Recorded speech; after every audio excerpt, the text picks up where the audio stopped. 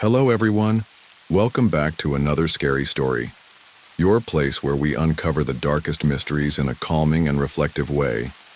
For the next hour, I want you to put on your earphones, put your phone face down, and close your eyes. Relax, and let this story take you to a world full of chills and mystery. I know you use this video to fall asleep, so before that, like the video and subscribe to the channel. Also, leave a comment sharing where in the world you're listening from. Now get comfortable and relax.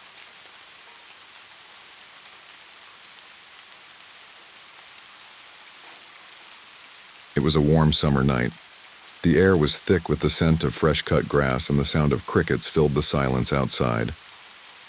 I had been playing in the living room, pushing my toy trucks across the wooden floor while my mom watched TV. My dad was out working late, and my older sister was in her room, probably talking on the phone with her friends. It was just a regular night, nothing out of the ordinary. Then it happened. At first it was subtle, a faint creaking sound coming from the dining room. It didn't seem strange at first. Old houses make noises all the time. But then the chairs started moving. I didn't see them move, but I heard it. The unmistakable sound of wood scraping against tile. It was slow, deliberate, like someone was pushing them one by one. I turned toward the dining room, my heart pounding. The lights were off in there, leaving only shadows stretching across the floor. And then I heard it. A voice. It was soft, almost a whisper, but clear enough to send shivers down my spine. It called my name. Danny. I froze. My little fingers gripped the toy truck so tightly that my knuckles turned white.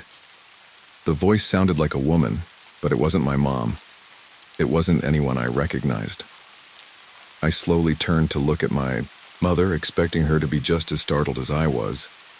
But she was still sitting on the couch, eyes glued to the television, completely unaware of what had just happened. "Mom?" I whispered. She turned to me with a tired smile. "What is it, sweetheart?" I hesitated, looking back toward the dark dining room. The sound had stopped. The chairs were silent. The voice was gone. "Did you hear that?" I finally asked. "Hear what?" She raised an eyebrow. "The chairs, they were moving." She let out a small laugh. "It's probably just the house settling." I frowned. "But someone called my name." Mom shook her head, amused. "You've been watching too many scary cartoons. There are no ghosts here, Danny." I wanted to argue, to tell her that I knew what I heard, but she had already turned back to her show, dismissing the whole thing as a child's imagination. I didn't sleep well that night. I lay in bed, staring at the ceiling, my ears straining to hear any sound from the dining room. But everything was quiet. Too quiet. In the morning, I told my dad and sister about what happened. My dad chuckled, ruffling my hair. "Sounds like we've got a haunted house," he joked. My sister rolled her eyes and muttered something about how kids always make up stories. I felt stupid. Maybe they were right. Maybe I had imagined the whole thing. But deep down, I knew I hadn't. That night, something in the house had spoken to me, and I had a feeling it wouldn't be the last time. I tried to forget about that night, convincing myself that my mind had played tricks on me.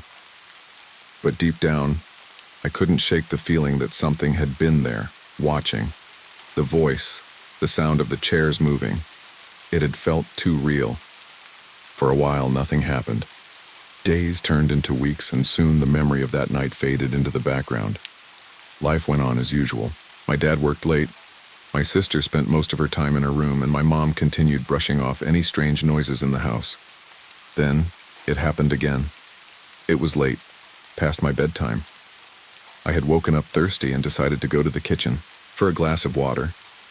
The house was quiet, the kind of silence that felt heavy, pressing down on you. I tiptoed down the hallway, careful not to wake anyone. The kitchen light was off, but enough moonlight streamed through the window to let me see where I was going. I reached for a glass from the cabinet, filling it at the sink. As I took my first sip, I heard something behind me, a soft shuffle like someone stepping lightly on the floor. I froze, the cold water still in my mouth.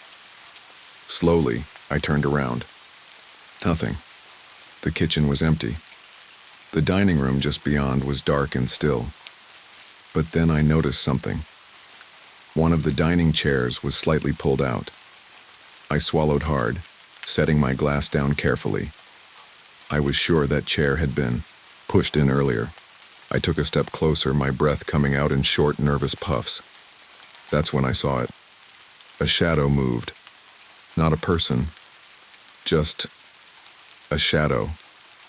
It slid across the floor near the table, stretching along the wall before disappearing into the hallway. I wanted to scream, to call for my mom or dad, but my voice caught in my throat. My feet felt glued to the floor. I could only stand there staring at the empty hallway where the shadow had vanished.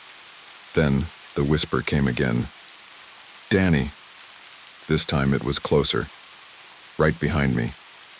I spun around so fast that I knocked the glass off the counter. It shattered against the tile, the sharp sound echoing through the house. My heart pounded in my chest and my breathing was ragged. Footsteps. Someone was coming. "Danny, what the hell are you doing?" My sister's irritated voice cut through the tension. She stood in the doorway, rubbing her eyes, her long hair messy from sleep. I turned back to where the voice had been, but of course there was nothing there. The kitchen was empty except for the shards of glass on the floor. I dropped my glass, I stammered. She sighed. "You scared the crap out of me. It sounded like someone was breaking in." She flipped on the kitchen light and grabbed a broom. "Go back to bed before Mom wakes up and yells at both of us." I hesitated, glancing one last time at the dining room. The chair was still out of place, but the shadow was gone. Maybe it had never been there at all. I went back to my room, pulling the covers over my head, but I couldn't sleep. My sister hadn't heard the whisper. She hadn't seen the shadow. It was just me. Again, lying there, staring into the darkness, I couldn't shake the feeling that whatever it was, it wasn't done with me yet. After that night, I started paying more attention to the little things. The way the house creaked when no one was moving. The sudden cold spots that formed in the hallway even when the heater was on. The flickering lights that my mom blamed on old wiring. I tried to tell myself it was nothing. But deep down, I knew something wasn't right. The worst part? I didn't tell anyone. I knew what would happen if I did. My parents would laugh it off just like they did when I was 5. My sister would call me dramatic. And maybe they were right. Maybe I was just letting my imagination get the best of me. Then one evening I realized I wasn't imagining anything. It started with the knocking. It was a Saturday night and I was in my room playing a game on my old Game Boy. The house was quiet. Dad was out, Mom was in the living room watching TV, and my sister was at a friend's house. It was just us. Knock, knock, knock. 3 slow, deliberate taps on my bedroom door. I looked up. "Yeah?" I called out, expecting my mom to ask me something. No answer. I waited a few seconds, then set my game down and got up. When I opened the door, the hallway was empty. I frowned. "Mom?" Silence. The TV was still playing in the living room. I could hear the hum of voices, the laugh track from whatever show she was watching. But she wasn't in the hallway. No one was. I shut my door and sat back on my bed, my stomach twisting in an uncomfortable knot. Maybe it had been the house settling. Knock, knock, knock. This time, it was louder. I jumped, my heart hammering. I didn't call out this time. I just walked straight to the door and yanked it open. Nothing. The hallway stretched out before me, dimly lit by the glow from the living room. The air felt wrong, heavy, like the moment right before a thunderstorm, when everything is still, waiting. I swallowed hard and stepped out into the hallway. That's when I noticed the attic door. It was one of those small square panels in the ceiling, the kind that you had to push upward to open. Normally it sat flush against the ceiling, barely noticeable. But now it was open. Just a crack. A dark sliver of space gaped above me. I stared up at it, my mouth dry. The attic. No one ever went up there. It was just storage. Old Christmas. Decorations, boxes of junk my parents never got rid of. My dad had even told me once that he had to use a ladder just to reach it, so why was it open now? A soft creak sounded from above. I took a step back. Something was up there. My legs screamed at me to run, but I couldn't move. My breathing was shallow, and my hands felt clammy. I told myself it was a raccoon, a bird, something normal. Then something shifted, not a scurry, not the rustling of an animal. This was different. It was the sound of someone moving. A slow, deliberate step. Then another. Right above me. I bolted. I ran straight into the living room, my socks slipping on the wood floor as I skidded to a stop in front of my mom. She barely looked up from the TV. "What's wrong with you?" "The attic," I gasped. "It's open. I heard something up there." She frowned, finally turning to face me. "What are you talking about?" "The attic door, it's cracked open, and I heard footsteps." She sighed and stood up, clearly annoyed. "It's probably just the wind." I wanted to scream. The wind? Was she serious? I followed her as she walked back down the hallway. She looked up at the ceiling, then frowned. It was closed. Shut. Tight. My stomach dropped. I knew what I had seen, what I had heard. My mom shook her head. "Danny, you need to stop watching scary movies before bed. You're psyching yourself out." "But it was open," I whispered, "and I heard someone walking." She sighed. "Even if it was open, your dad probably just forgot to close it all the way last time he was up there." She ruffled my hair, trying to lighten the mood. "You're fine. No ghost in the attic, I promise." I didn't argue. What was the point? But as I turned back toward my room, I couldn't shake the feeling that something was still watching me, waiting. I barely slept that night. Every little sound made my heart race. The ticking of the clock, the hum of the refrigerator, the occasional creak of the house settling. But the worst part wasn't the sounds. It was the feeling. That heavy, suffocating presence, like something unseen was standing in the corner of my room just out of sight, watching. I kept my eyes squeezed shut, my blanket pulled up to my chin like some kind of shield. I told myself it was nothing. My mom was right, I was psyching myself out. I forced myself to stay still, to focus on my breathing, to count backwards from 100. Eventually, I drifted off, but sleep didn't last long. I woke up to the sound of shuffling. At first, I thought it was part of a dream, but as my mind cleared, I realized it was real. Soft, slow footsteps inside my room. I froze. I couldn't see anything. My room was pitch black. The street lamp outside barely cast any light through my curtains. But I could hear it. Something moving. The air felt ice cold against my skin. My breath came in short, shallow gasps as I gripped my blanket tighter. I wanted to turn on the lamp, but that meant moving. And if I moved, whatever was in the room would know I was awake. The footsteps stopped. Silence. I waited, every nerve in my body on edge. The hairs on my arms stood up. Then the bed dipped. My stomach twisted violently. It was slight, barely noticeable, but I felt it. Like someone was sitting at the foot of my bed. I couldn't breathe. My whole body locked up. I told myself it wasn't happening, that I was dreaming, that if I just stayed still, it would go away. Then the blanket moved. Just a little. A light tug. I bit my lip hard to stop myself from screaming. I knew I had to act. I couldn't just lay there and wait for something to happen. In one quick motion, I shot my hand out and flicked on the lamp. The room flooded with warm yellow light. Empty. There was nothing there. My heart pounded so hard it hurt. My blanket was slightly pulled down toward the edge of the bed, but other than that, everything looked normal. But it wasn't normal. I knew it wasn't. I sat up slowly, my pulse racing. My body was covered in cold sweat. I scanned the room, every shadow, every corner. Nothing. I swallowed hard and swung my legs over the side of the bed. My feet touched the floor, and I flinched, half expecting something to grab my ankle from under the bed. Nothing happened. I forced myself to take slow, even breaths. Maybe I had imagined it. Maybe I had just shifted in my sleep and pulled the blanket myself.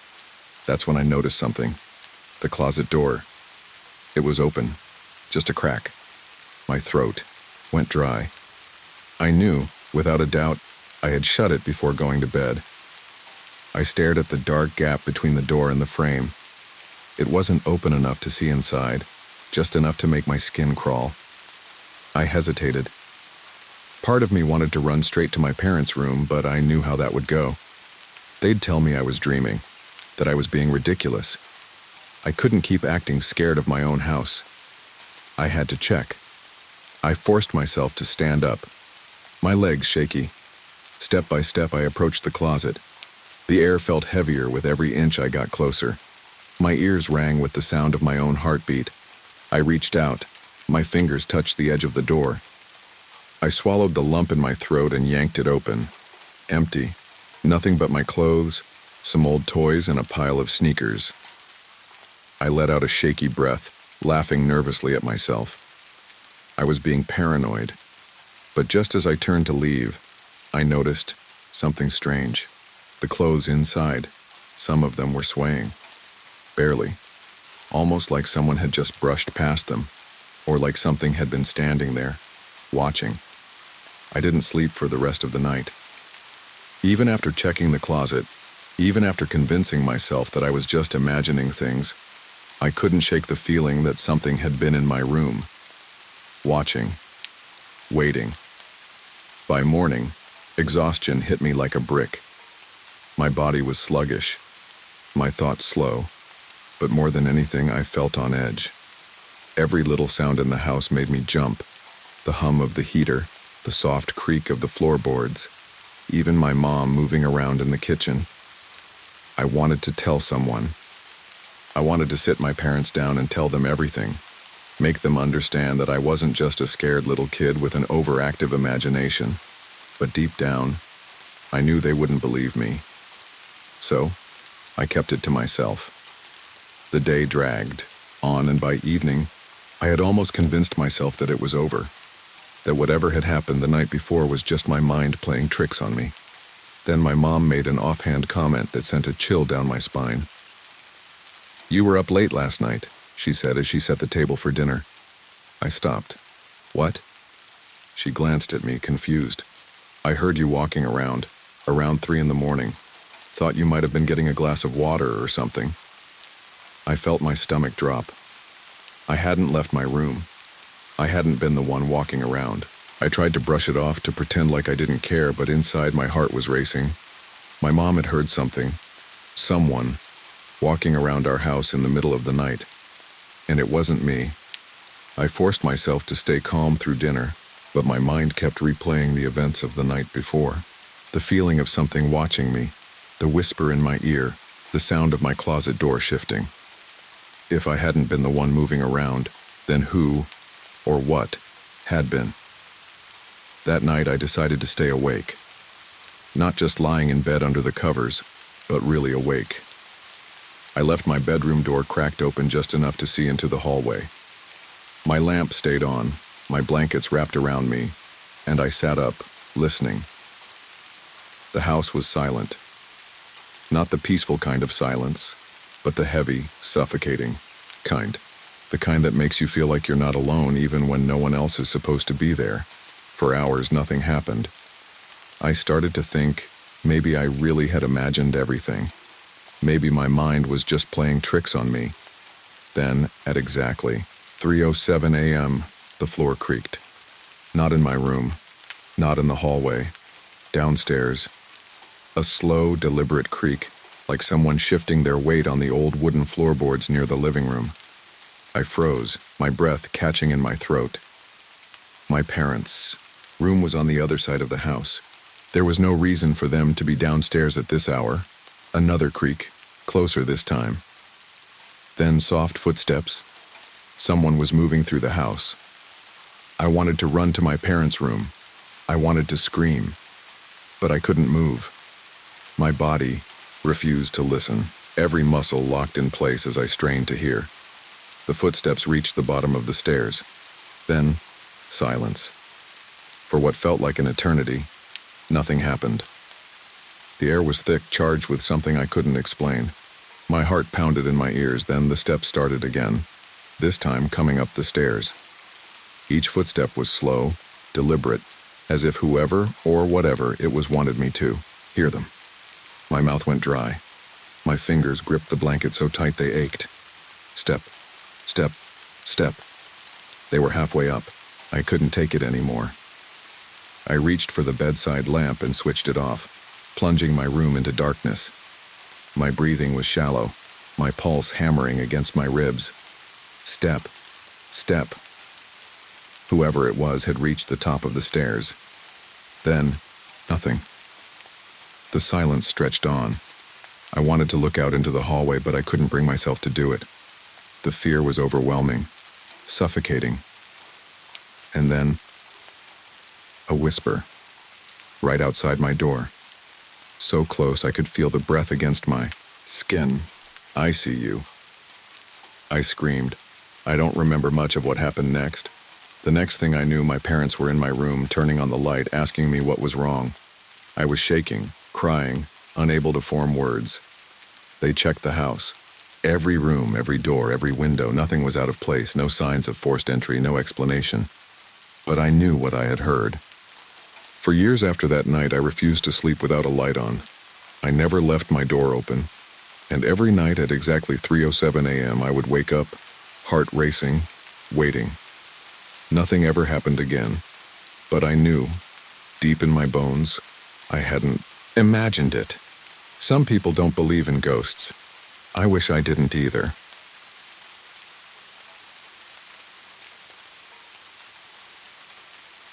I was 5 when I first experienced something I couldn't explain.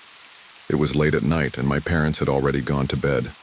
I remember lying in my room, staring at the glow in the dark stars on my ceiling, waiting to drift off. The house was silent except for the occasional creak of the floorboards, the kind of noises you learn to ignore when you've lived somewhere long enough. Then I heard it, the unmistakable sound of a chair scraping against the floor. At first I thought my dad had gotten up for a glass of water, but the sound came from the living room, not the kitchen. Another scrape followed, then another, as if someone were deliberately dragging the chairs around. I sat up, my small hands gripping the blanket, my heartbeat picking up speed. Then a voice, a woman's voice. It was faint, almost a whisper, but it carried my name through the stillness of the house. I froze. The voice wasn't my mom's, and there were no other women in the house. The sound sent a chill through me, the kind that makes your stomach drop and your skin prickle.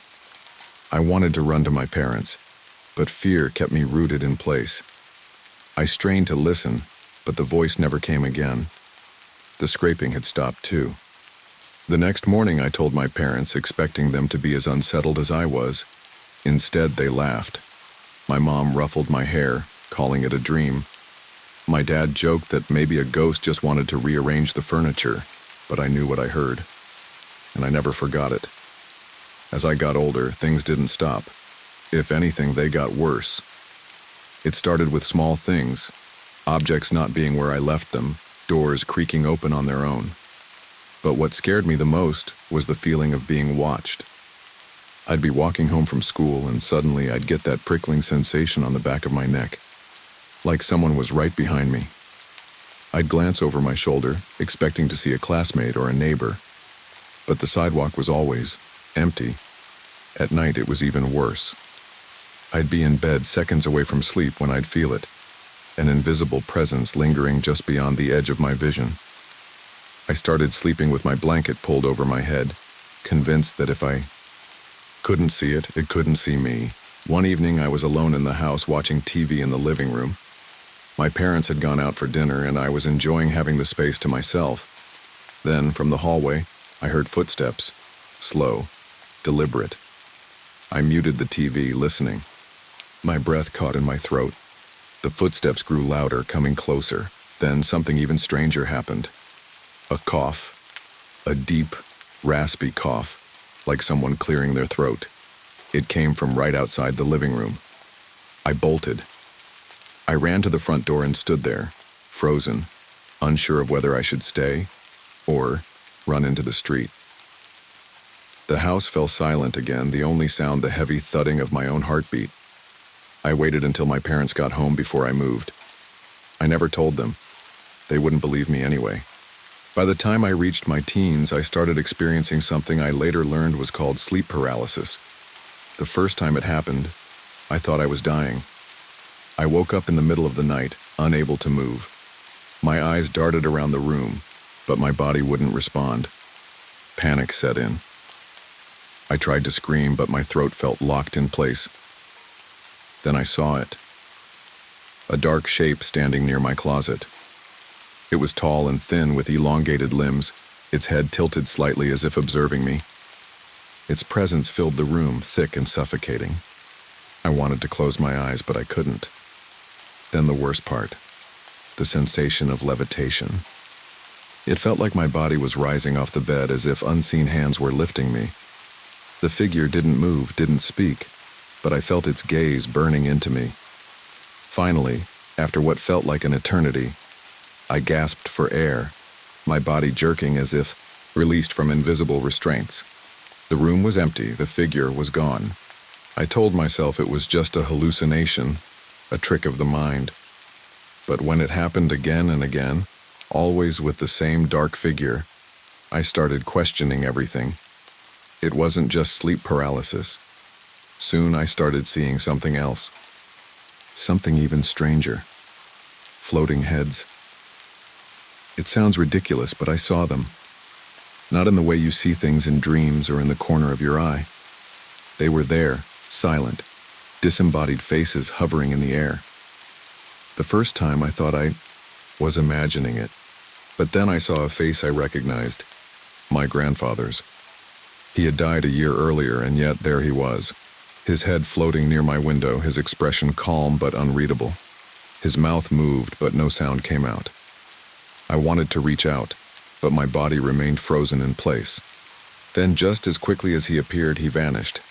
I didn't tell anyone, it was too strange, too impossible to explain. But I knew what I had seen, and I knew that whatever was happening to me, it wasn't over. Not every encounter was terrifying. Some were comforting. One night, during a particularly rough time in my life, I woke up to the feeling of someone sitting on the edge of my bed. I was too tired to be scared, too emotionally drained to panic. Then I heard a voice. Soft, familiar. "It's going to be okay." I turned my head, expecting to see my mother, but there was no one there. Yet I felt it. A warmth, a presence, that made me believe for just a moment that I wasn't alone. Maybe it was my grandfather. Maybe it was something else. I still don't have answers. I probably never will. But after everything I've seen, after all the floating heads, the whispers, the feeling of being watched, I know one thing for sure. Ghosts aren't just stories. Somewhere in the spaces between our world and whatever comes next, they're watching, waiting. And sometimes, if you're lucky, or unlucky enough, you'll see them too.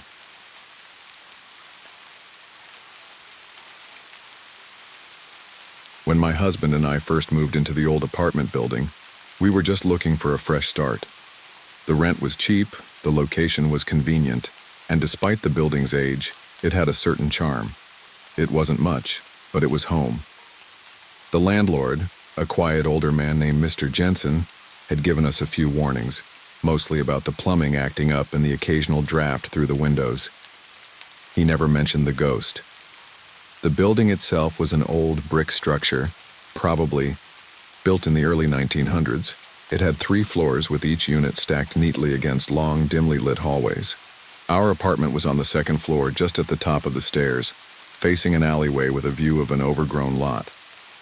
The first few nights were uneventful, save for the occasional creak in the floorboards or the distant hum of traffic. But soon, things changed. It started with the neighbors.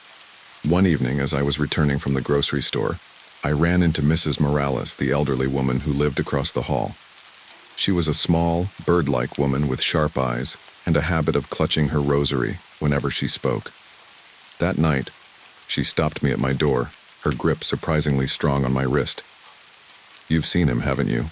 she whispered. I frowned. shifting the bags in my arms. Seen who? Her dark eyes darted down the hallway before she leaned in closer. The soldier, the young man. I didn't know what to say. I hadn't seen anything unusual, but her words sent a chill down my spine. She let go of my wrist and muttered something in Spanish before retreating into her apartment, locking the door behind her. That night, I dreamed of war. It wasn't the kind of nightmare I could shake off easily. In my mind, I was trapped in a jungle, the air thick with smoke and the acrid smell of burning. There were gunshots, sharp, ringing out in rapid succession. And then amidst the chaos, I saw him. He was young, no older than 20, with short dark hair and a lean, wiry frame. He wore a tattered Vietnam-era uniform, mud-streaked and faded. His face was twisted in anger, his eyes hollow with something deeper than pain. I could feel his rage, his bitterness, as if it were pouring from him like a physical force. I woke up drenched in sweat, my breath coming in ragged gasps. My husband stirred beside me, groggy. "You okay?" he mumbled. I nodded quickly, wiping my face. "Yeah, just a dream." I told myself that was all it was. Just a dream. But then I saw him. It was 2 nights later. I had stayed up late, scrolling mindlessly through my phone while my husband snored softly beside me. The apartment was dark except for the glow of the screen, and the only sound was the occasional creak from the building settling. Then, out of the corner of my eye, I saw movement. At first, I thought it was a shadow from the streetlight outside, but when I turned my head, I saw him, standing just beyond the bedroom door, half hidden in the darkness of the hallway. The soldier. He didn't move, didn't make a sound. He just stood there, watching. My breath caught in my throat, my body frozen with a fear so primal it made my skin crawl. I wanted to wake my husband, to scream, to run, but I couldn't move. And then, as quickly as he had appeared, he was gone. The hallway was empty. I didn't sleep that night. The next morning, I convinced myself I had imagined it. Sleep deprivation, stress, leftover images from my nightmare. It had to be something logical. But when I left the apartment to go to work, Mrs. Morales was waiting for me. She didn't ask if I had seen him. She simply pressed a small bottle of holy water into my hand and said, "He doesn't want you here." After that night, everything changed. At first, it was just a feeling, an oppressive weight in the air, like the atmosphere before a heavy storm. The apartment seemed colder, despite the fact that it was early summer, and the air always carried a damp, musty scent that hadn't been there before. I told myself it was my imagination, but deep down I knew better. The first real incident happened to my husband. We had always been a strong couple. Sure, we had our share of arguments, but nothing that lingered. Lately, though, he had become someone I barely recognized. His temper flared over the smallest things. He would come home from work, exhausted, shoulders slumped, jaw clenched, and within minutes he was picking fights. It started with little things, him snapping at me over misplaced keys, getting irritated if dinner wasn't ready exactly when he expected. But it escalated. One night I found him standing in the kitchen, gripping the counter so tightly his knuckles were white. "I don't feel like myself," he admitted, his voice low, almost strained. "Something is wrong with me." I hesitated, before asking, "What do you mean?" He exhaled sharply and ran a hand through his hair. "I get home and I just..." He paused, as if searching for the right words. "It's like there's something inside me that doesn't belong. I feel angry, but I don't know why. It's not my anger." I wanted to comfort him, tell him he was just stressed from work, but I knew what he meant. Because I had felt it too. The emotions in our apartment weren't just ours anymore. A week later, I saw him again. It was around midnight, and I had just gotten out of the shower. The bathroom mirror was fogged over, and as I wiped it clean with my hand, movement caught my eye. He was behind me. Not just a shadow or a trick of the light. He was there, standing in the doorway, his military uniform faded and torn. His face was twisted in something between sorrow and fury. I gasped and spun around, but the hallway was empty. My heart pounded, so loudly I could hear it in my ears. I didn't sleep that night, and when morning came, I finally broke down and told my husband everything. I expected skepticism, maybe even frustration, but instead, he just nodded, rubbing his temples like he had been expecting it. "You think it's him?" he asked. I hesitated. Mrs. Morales called him the soldier. She wasn't surprised when I mentioned him. My husband was silent for a long time, then said, "Then we need to figure out what he wants." That evening, I knocked on Mrs. Morales's door. She had been in the building for decades. If anyone knew what was going on, it was her. She didn't seem surprised to see me. In fact, she opened the door before I even knocked. "You've seen him again?" she said. It wasn't a question. I nodded. "Do you know who he is?" She sighed and stepped aside, motioning for me to come in. Her apartment smelled of incense and old books, the walls lined with religious icons. She pointed to the small dining table, and I sat down, feeling like a child about to hear a ghost story. "I don't know his name," she admitted, pouring us both cups of tea. "But I know he's been here a long time. Before I moved in, people talked about him. A young man in a military uniform. Angry. Lost." I swallowed hard. "Why is he still here?" Mrs. Morales shook her head. "Some spirits don't move on. If he died in anger, in pain, he might not even realize he's dead." I felt a chill crawl up my spine. "But why us? Why is he affecting my husband?" She pursed her lips. "The dead seek out the living who feel like them. Maybe your husband's stress called to him. Maybe it's you. You felt him, didn't you?" I nodded. Slowly, she placed a small silver crucifix in my hand. "You need to protect yourselves. If he's growing stronger, it means he's feeding off something." That night, the atmosphere in our apartment grew heavier. The lights flickered, and my husband barely spoke to me. He sat on the couch staring at the blank TV screen, his hands balled into fists. I sat beside him. "Talk to me," I urged. He exhaled sharply. "I feel like I'm losing my mind." And then the temperature in the room dropped. We both felt it, an icy wave that sent shivers down my spine. And then the television flickered on, even though neither of us had touched the remote. The screen was nothing but static, a low hum filling the room. And then we heard it. A voice, deep and raw, barely more than a whisper but filled with fury. "You don't belong here." The moment the words filled the room, my husband doubled over in pain, clutching his chest like he couldn't breathe. His face twisted in agony, and for the first time I truly feared we were dealing with something far beyond our understanding. I grabbed the crucifix Mrs. Morales had given me and held it tight, my hands shaking. That's when the shadow moved. Just beyond the TV in the farthest corner of the room he stood. His eyes burned into mine, and for the first time I understood. He wasn't just angry. He was suffering. And he was determined to make us suffer too. After that night, there was no denying it. The soldier wasn't just a fleeting presence or a trick of the mind. He was real, and he was angry. The apartment no longer felt like home. Every room carried an unseen weight, pressing against me like an invisible force.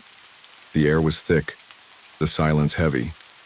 My husband and I barely spoke, not out of anger, but exhaustion. The constant presence of something unseen, something so bitter, drained us both. Worse, my husband wasn't himself anymore. He was never a violent man. Even when he was angry, he always maintained control. But now, there was an edge to him, a sharpness that hadn't been there before. His fuse was shorter. Little things set him off, and when he got angry, it wasn't just frustration. It was rage, a deep, seething fury that didn't belong to him. One evening, I found him standing in the kitchen, gripping the edge of the counter so hard his knuckles were white. His breath was heavy, his body rigid. "What's wrong?" I asked cautiously. His jaw clenched. "I don't know." I stepped closer, reaching out for him, but he pulled away. "It's like..." He exhaled sharply. "It's like something is sitting on my chest all the time. and I just want to break something." The words sent a chill through me. My husband had never been the type to talk about violence. But this wasn't him. It wasn't his anger. It was his. The soldier. I wasn't the only one noticing the shift. A few days later, I ran into Brian, the guy who lived in the unit below us. He was in his late 30s, an easygoing guy who worked construction and always had a friendly nod whenever we passed each other in the hall. That day, he looked tired. Dark circles under his eyes. The same drained look my husband had been wearing. "Hey," he said, rubbing the back of his neck. "You guys been sleeping okay?" I hesitated. "Not really, why?" He let out a dry laugh. "I thought it was just me, but man, there's something weird going on in this building." I swallowed. "Like what?" He glanced around, making sure no one else was in the hallway. "I've been seeing someone." My heart skipped. "A young man? Military uniform?" His eyes widened. "You've seen him too?" I nodded. Brian exhaled, shaking his head. "He doesn't do much, just stands there, watches." He shuddered. "But it's the feeling, like he's pissed off, like he wants you to feel it too." I gripped the strap of my purse tightly. "My husband's been feeling it, more than me." Brian sighed. "Yeah, same, with my girlfriend. She's not herself anymore. And honestly," he lowered his voice, "neither am I." That night my husband hit his lowest point. I woke up around 2 a.m. to the sound of breathing. Not just his, but something else. Something deep, ragged, like someone struggling for air. I sat up, my eyes adjusting to the dark. My husband was sitting at the edge of the bed, his head in his hands, his whole body tense. "Honey?" I whispered. He didn't respond. I reached out, placing a hand on his back, and he flinched as if I had burned him. "I don't know how much more of this I can take," he murmured. His voice was barely audible, but there was something off about it. The hairs on my arms stood up. "What do you mean?" He turned his head slightly, but didn't look at me. "I don't feel like myself anymore." I tried to keep my voice calm. "You are yourself. This isn't you, it's him." He let out a breath, almost a laugh. "I know, but that doesn't make it stop." Then the room grew cold. Not just a draft or a dip in temperature. The air became icy, pressing in around us. The feeling was suffocating, like being buried in frozen earth. And then the closet door creaked open, slowly, deliberately. The darkness inside it stretched, deeper than it should have been, and I saw him, standing in the shadows just beyond the threshold. The soldier. His face was different this time. Before he had been angry, but now he was grinning. Not a friendly smile, a knowing one. A smile that said, "You can't get rid of me." And my husband, my strong, logical husband, whispered, "He's inside my head." That was it. I couldn't take it anymore. The next morning, I went straight to Mrs. Morales. I didn't care if it made me look crazy. "I need help," I told her. "We need to get him out." She nodded solemnly and reached for her rosary. "I was hoping you'd come to me," she said. That night we would try to cleanse the apartment, to rid ourselves of the soldier's presence. But I had the sinking feeling that he wasn't going to leave without a fight. Mrs. Morales arrived just after sunset, clutching her rosary in one hand and a small bundle of dried herbs in the other. Her face was grim, her movements deliberate. She wasn't just here to offer comfort, she was here to fight. "I've seen this before," she said as she stepped inside. "Spirits that cling to a place, to people. Some don't want to leave. Some don't even know they're dead." My husband stood near the window, arms crossed, his face drawn with exhaustion. He hadn't slept much in days. His usual skepticism was gone, replaced with quiet desperation. "Will this work?" he asked. His voice was hoarse, like he'd been struggling to speak all day. Mrs. Morales didn't answer right away. She simply walked through the apartment, her eyes scanning the corners, the ceilings, the hallway leading to our bedroom. Then she sighed. "He's strong," she said. "Stronger than I thought." I swallowed hard. "Can we still get rid of him?" Mrs. Morales turned to me, her expression serious. "We can try, but you have to understand something. If he doesn't want to leave, this won't be easy." She reached into her bag and pulled out a small vial of holy water, along with a thick white candle. "We need to make it clear that this is your home," she continued, "that he doesn't belong here. If he refuses to leave peacefully, we have to force him out." I glanced at my husband, but he just nodded. We didn't have a choice. We had to do this. We started in the living room. Mrs. Morales lit the candle and whispered a prayer under her breath. The flame flickered wildly, though there was no breeze. She moved through the apartment slowly, murmuring words in Spanish, dabbing holy water along the doorways and windows. At first, nothing happened, but then the air changed. It wasn't just colder, it was heavy, like the pressure in a plane before takeoff. My ears popped. My skin prickled. The shadows in the corners of the room seemed to stretch. And then the candle went out. My husband cursed under his breath. I gripped his arm. Mrs. Morales relit the candle with shaking hands. "He doesn't want to go," she murmured. Then the knocking started. Soft at first. Just a tap on the walls, like a branch against a window. Then harder. Faster. The sound moved from one wall to the next, circling us. My chest tightened. My husband clenched his fists. "Keep going," he said through gritted teeth. Mrs. Morales ignored the noise and pressed forward, moving toward the bedroom. As soon as she crossed the threshold, the knocking stopped. And then something else happened. My husband gasped suddenly, his body jerking forward like he had been shoved. I spun to face him. His eyes were wide, unfocused. His breathing was ragged. And then he whispered, "He's here." I didn't have to ask who. Mrs. Morales raised her hand and splashed holy water toward the closet. The second the droplets hit the wooden door, a sound ripped through the apartment, low and guttural like a man groaning in pain.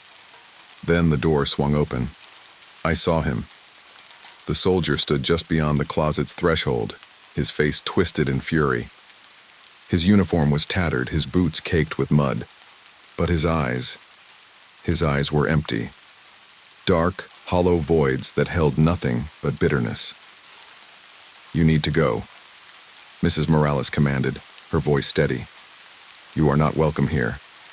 The soldier's mouth moved, but no sound came out. My husband groaned, gripping his head. He's inside my head again." I grabbed his hand, squeezing it tightly. "Fight him," I begged. "You're stronger than this." Mrs. Morales stepped forward, her rosary clutched tightly in her hands. She spoke in rapid Spanish, her words sharp and unwavering. The candle flame flickered violently, casting erratic shadows across the walls.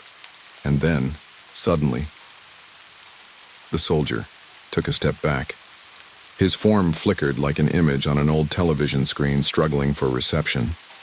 His face twisted, not in anger this time, but in something else, something like sorrow. Then he was gone. The room fell silent. The air lightened as if a weight had been lifted. The temperature returned to normal. My husband collapsed onto the bed, breathing heavily. "Is he gone?" he whispered. Mrs. Morales wiped her brow. "For now." I swallowed. "For now?" She looked at me, tired but firm. Some spirits don't leave easily. He was holding on to something.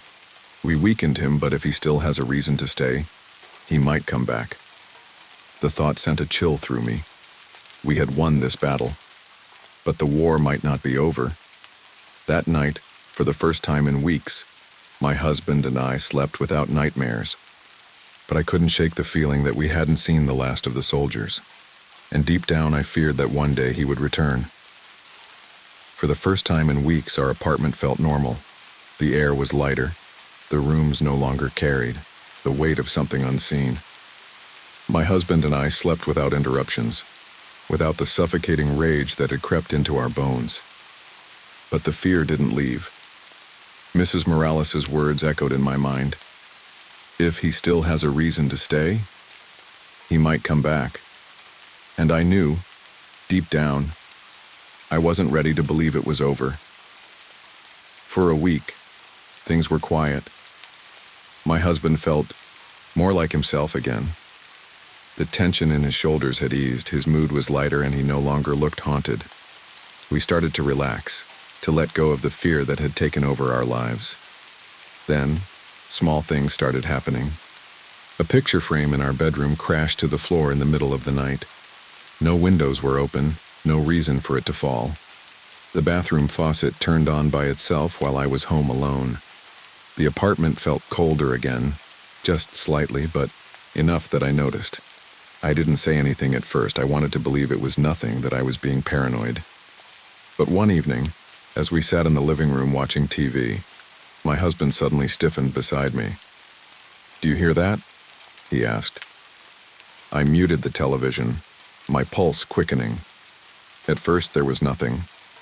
Then, a faint knock. Not at the Tauber, not at the window. From inside the bedroom. My husband exhaled sharply, rubbing his temples. "I can feel him again," he murmured. The soldier wasn't gone. He had never left. I went back to Mrs. Morales the next day. She wasn't surprised when I told her what had happened. "He's still holding on," she said simply. "We weakened him, but we didn't free him." I frowned. "Free him?" She nodded. "He's not just haunting the apartment. He's trapped. Something is keeping him here, something unfinished." The words sent a chill through me. I had spent so much time fearing the soldier that I had never once considered the possibility that he didn't want to be here either. I started digging.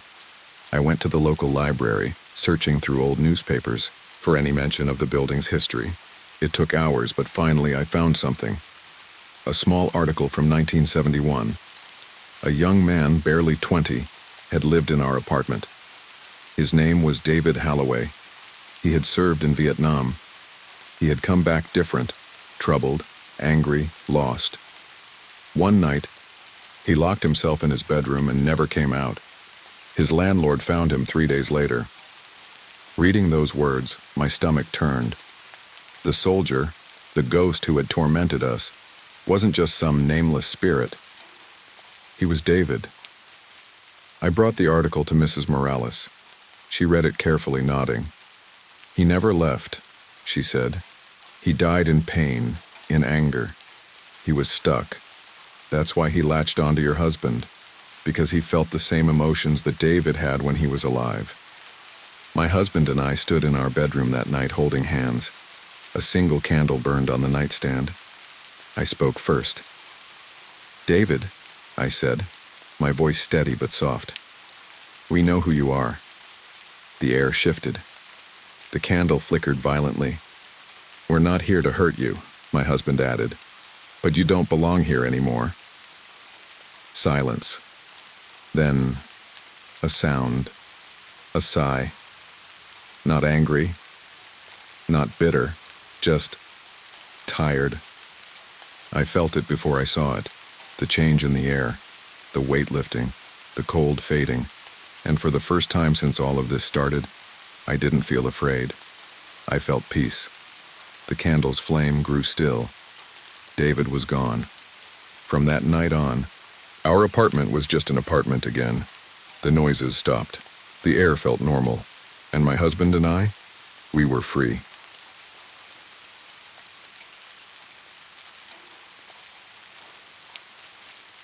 I never liked working the night shift. Sure, the pay was slightly better and the job itself wasn't hard. Walk the floor, check the cameras, make sure no one's sneaking in to steal company property. On paper, it was easy money. But there was something about being alone in a massive, silent warehouse that always put me on edge. Maybe it was the way sound carried differently at night, every little noise stretching out, lingering longer than it should. Or maybe it was just the sheer size of the place. The way the shelves loomed over me like towering walls, casting shadows that played tricks on my eyes. Whatever it was, I never fully shook the unease. And that night, the night I still think about even years later, was worse than usual. I arrived at Zenith Electronics Distribution Center at my usual time, 10:45 p.m.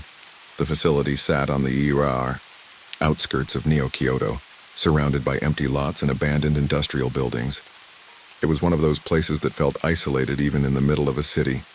As I pulled into the nearly deserted parking lot, the only other car belonged to Ms. Sato, the shift manager. She left a few minutes after I clocked in, like she always did. By 11 p.m., I was the only person in the entire building. That was how it always was.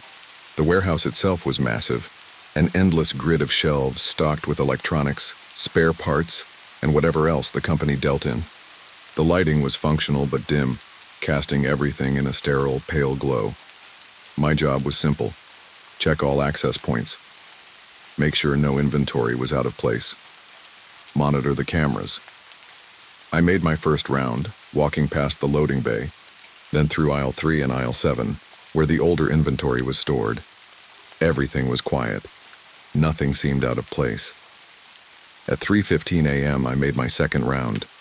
That was when things started feeling off. I had just finished checking the loading bay doors when I turned the corner and noticed something strange. The personnel entrance on the west side of the warehouse, the one I knew I had locked, was slightly open.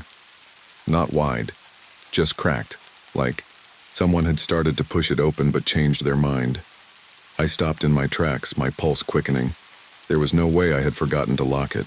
I always double-checked, always gave the handle a firm tug to make sure it was secure. I reached for my flashlight and stepped closer. The air near the door was colder than the rest of the warehouse, a faint draft seeping in from outside. I pushed. The door shut, twisting the lock with more force than necessary. Then I did something I normally wouldn't have. I stepped outside. The alley behind the warehouse was empty. Just the usual dumpsters, the chain-link fence separating our lot from the abandoned building next door. The security lights cast long, flickering shadows, but nothing moved. No sign of forced entry, no footprints, no reason for the door to have been open. Still, I couldn't shake the feeling that I was being watched. I stepped back inside and locked the door. By the time I made it back to my desk, the unease had settled deep in my bones. I sat in the security office, staring at the monitors, trying to focus. Then, at 3:45 a.m., the overhead lights flickered. Not just a little, a full 3-second dimming, as if the power had surged. I frowned. The warehouse had backup generators. There shouldn't have been any fluctuations. I checked the electrical panel. Nothing was wrong. Then I heard it. A faint sound. Not loud, not distinct.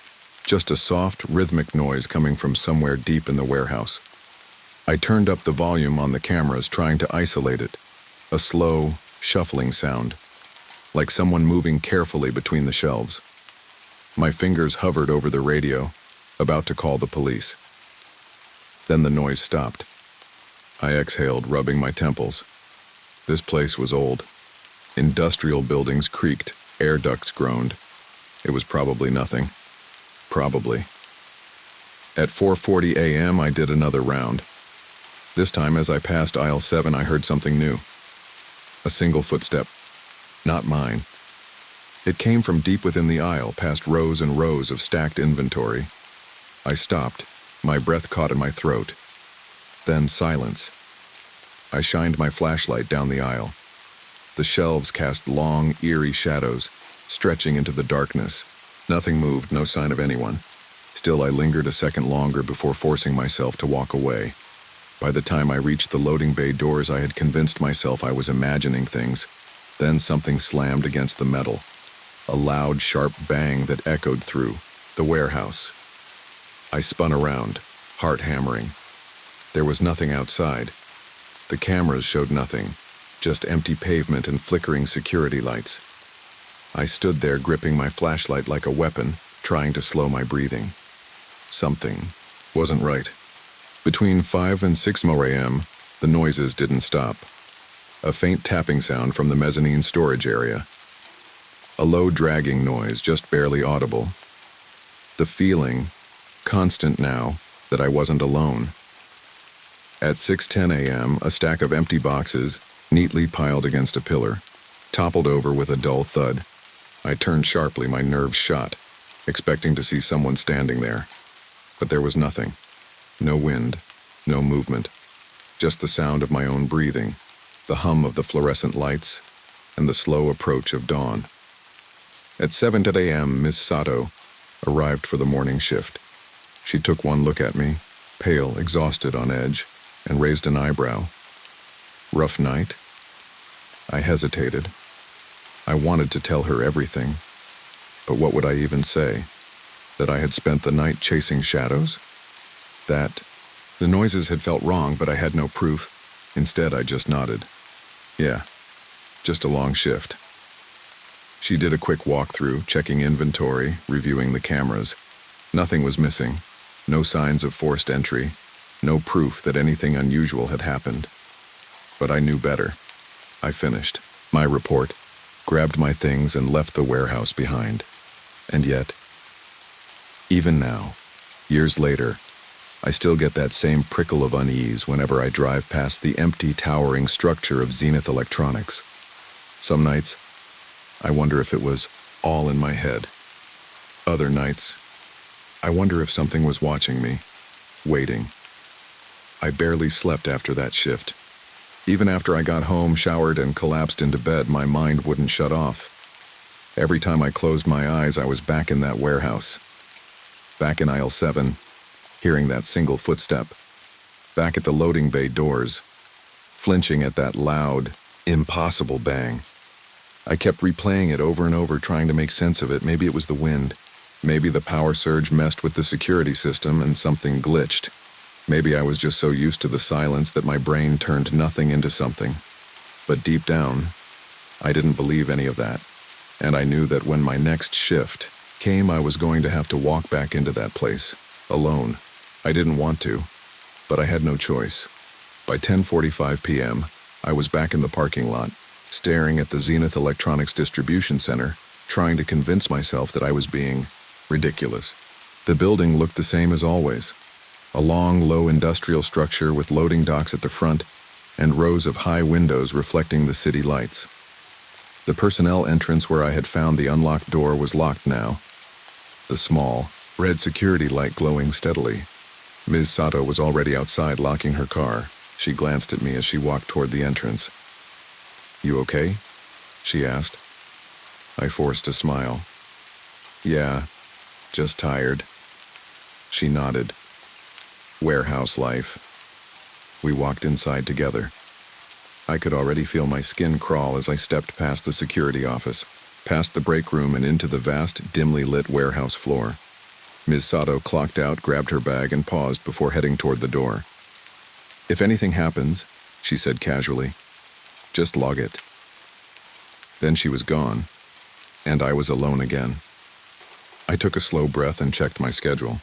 Standard rounds, 11:30 p.m., check loading bay doors. 1:15 a.m., verify security system logs. 3:00 a.m., patrol all aisles. 4:30 a.m., final sweep before clocking out. Easy enough. Except it wasn't. Because the second I was alone, the warehouse felt different. The air was thick. Still, like something was waiting. I shook it off and got to work. I did my first round, moving through the empty aisles, making sure all doors were locked. I checked the loading bay, tugged on each handle, even knocked against the metal just to hear the sound. Nothing. I told myself I was just being paranoid. But then, as I was heading back toward the security office, I saw something that stopped me cold. The stack of boxes that had fallen the night before. Someone had cleaned them up, neatly restacked against the pillar, like nothing had happened. I hadn't done it, and Ms. Sato hadn't mentioned it, so who had? I walked over slowly, my pulse picking up. The boxes were exactly as they had been before they fell. Same size, same arrangement, like someone had put them back deliberately. I reached out and nudged one. It was light, nothing inside. No reason for them to fall on their own. I exhaled sharply and stepped away. It wasn't a big deal. Someone on the morning shift probably stacked them back up. That's what I told myself. But something about it still didn't sit right. I went back to the security office and flipped through the camera feeds. I rewound to 6:10 a.m., the time the boxes had fallen the night before. I watched as they tipped over on their own. There was no wind, no movement nearby. Just the silent, empty warehouse until the boxes suddenly shifted and fell. My stomach turned.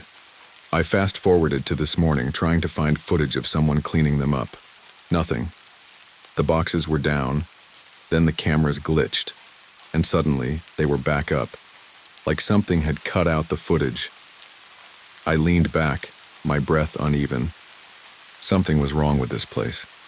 I checked the other feeds. Most of them were fine, but the camera covering aisle 7, where I had heard the footsteps the night before, was blurry. Not broken, not offline, just slightly distorted like a heat wave passing through the air. The hairs on the back of my neck stood up. I stared at the screen, watching the silent, empty aisle. Nothing moved. But I couldn't shake the feeling that if I kept watching long enough, I would see something I didn't want to see. I turned the monitor off. The rest of the night passed in a haze. I did my rounds, avoided aisle 7, ignored the nagging feeling that I was being watched. At 6 a.m., Mrs. Sato came back in. "Everything good?" she asked. I hesitated. I wanted to tell her about the footage, the boxes, the weird feeling that something in that warehouse wasn't right. But she wouldn't believe me. No one would. "Yeah," I lied. "Just another night." She nodded. "See you tomorrow." I grabbed my bag and left without looking back. But as I walked to my car, something made me stop. The high windows of the warehouse reflected the early morning light, casting long, distorted shapes across the pavement. And for a split second, in the reflection, I thought I saw something moving inside. Something tall. Something that shouldn't have been there. I blinked, and it was gone. I told myself it was a trick of the light.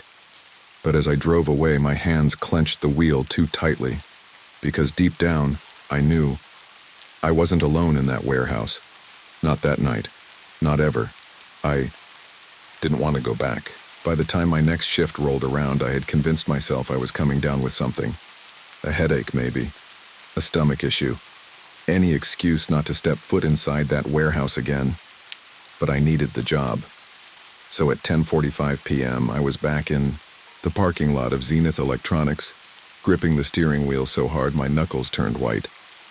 The building loomed in front of me, just as still and lifeless as the night before.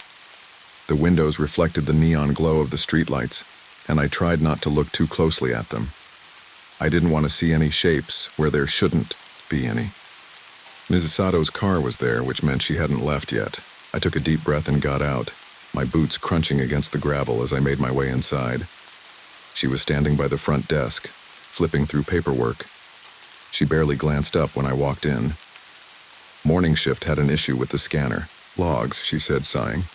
"But inventory's fine. Should be a quiet night." I nodded stiffly, punching in my code at the security station. Quiet. Yeah, right.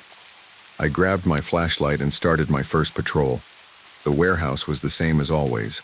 Long aisles stretching into the dark, shelves stacked high with neatly labeled boxes. But I felt the weight of the previous nights pressing down on me. The noises, the open door. The security footage didn't make sense. I passed by the stack of boxes that had fallen the night before. They were still standing now, perfectly balanced. If I hadn't seen them tip over with my own eyes, I would have never questioned them. The air was still cold. Something felt off. I shook it off and kept moving. At 11:30 p.m., I reached the loading bay doors and checked each one. Locked, secure, no sign of forced entry. I tried to tell myself that meant I was imagining things. Then the lights flickered again. Not a power surge, not just a brief dimming. This time, the overhead fluorescents flickered in sequence, one after another, as if something was walking beneath them. Aisle 1, Aisle 2, Aisle 3. A slow ripple of darkness moving deeper into the warehouse. My breath caught in my throat. It stopped at aisle 7. I didn't move, didn't blink. I listened. At first, there was nothing. Just the hum of the security monitors behind me, the distant creak of the metal shelving. Then, a footstep. Soft, deliberate. Somewhere deep in aisle 7. I reached for my radio, my fingers barely able to press the button. "Control to base," I whispered, even though I knew no one would answer. Possible intruder in aisle 7. Checking it out. I let go of the button and immediately regretted saying it out loud, because now it felt real. I took a slow, careful step forward, then another. The rows of shelves felt impossibly long, stretching out in either direction like a labyrinth. My flashlight cut a narrow beam through the darkness, illuminating boxes, wires, unopened packages of old electronics. I reached the end of aisle 7 and turned the corner. Nothing. I exhaled, trying to steady my pulse. Maybe I had imagined it. Maybe I was working myself up over nothing. Then, from the far side of the aisle, a whisper. Low, indistinct, like something trying to form words but failing. I swung the flashlight toward the sound. The beam caught movement just for a second, something tall. Too tall. Standing at the edge of the aisle, just beyond the reach of the light. My heart slammed against my ribs. I opened my mouth, but no sound came out. Then the security alarm blared. I jumped so hard I nearly dropped the flashlight. The high-pitched wail echoed through the warehouse, bouncing off the metal shelves, drowning out everything else. I turned and ran. By the time I reached the security office, my hands were shaking so badly I could barely type in the override code. The alarm stopped, plunging the warehouse into heavy, suffocating silence. I gasped for air, gripping the edge of the desk. My head was spinning. The alarm only triggered for one reason, an access point being opened after hours. I checked the security feed. The personnel door, the same one that had been opened 2 nights ago, was wide open again. I stared at the screen, my skin crawling. I had locked it. I knew I had. And yet here it was. Open. Something moved past the camera, a flicker of motion. Too fast to see clearly. I didn't stay to watch. I grabbed my radio and called Ms. Sato. She picked up immediately. "What's wrong?" I swallowed hard. "Someone's in the warehouse."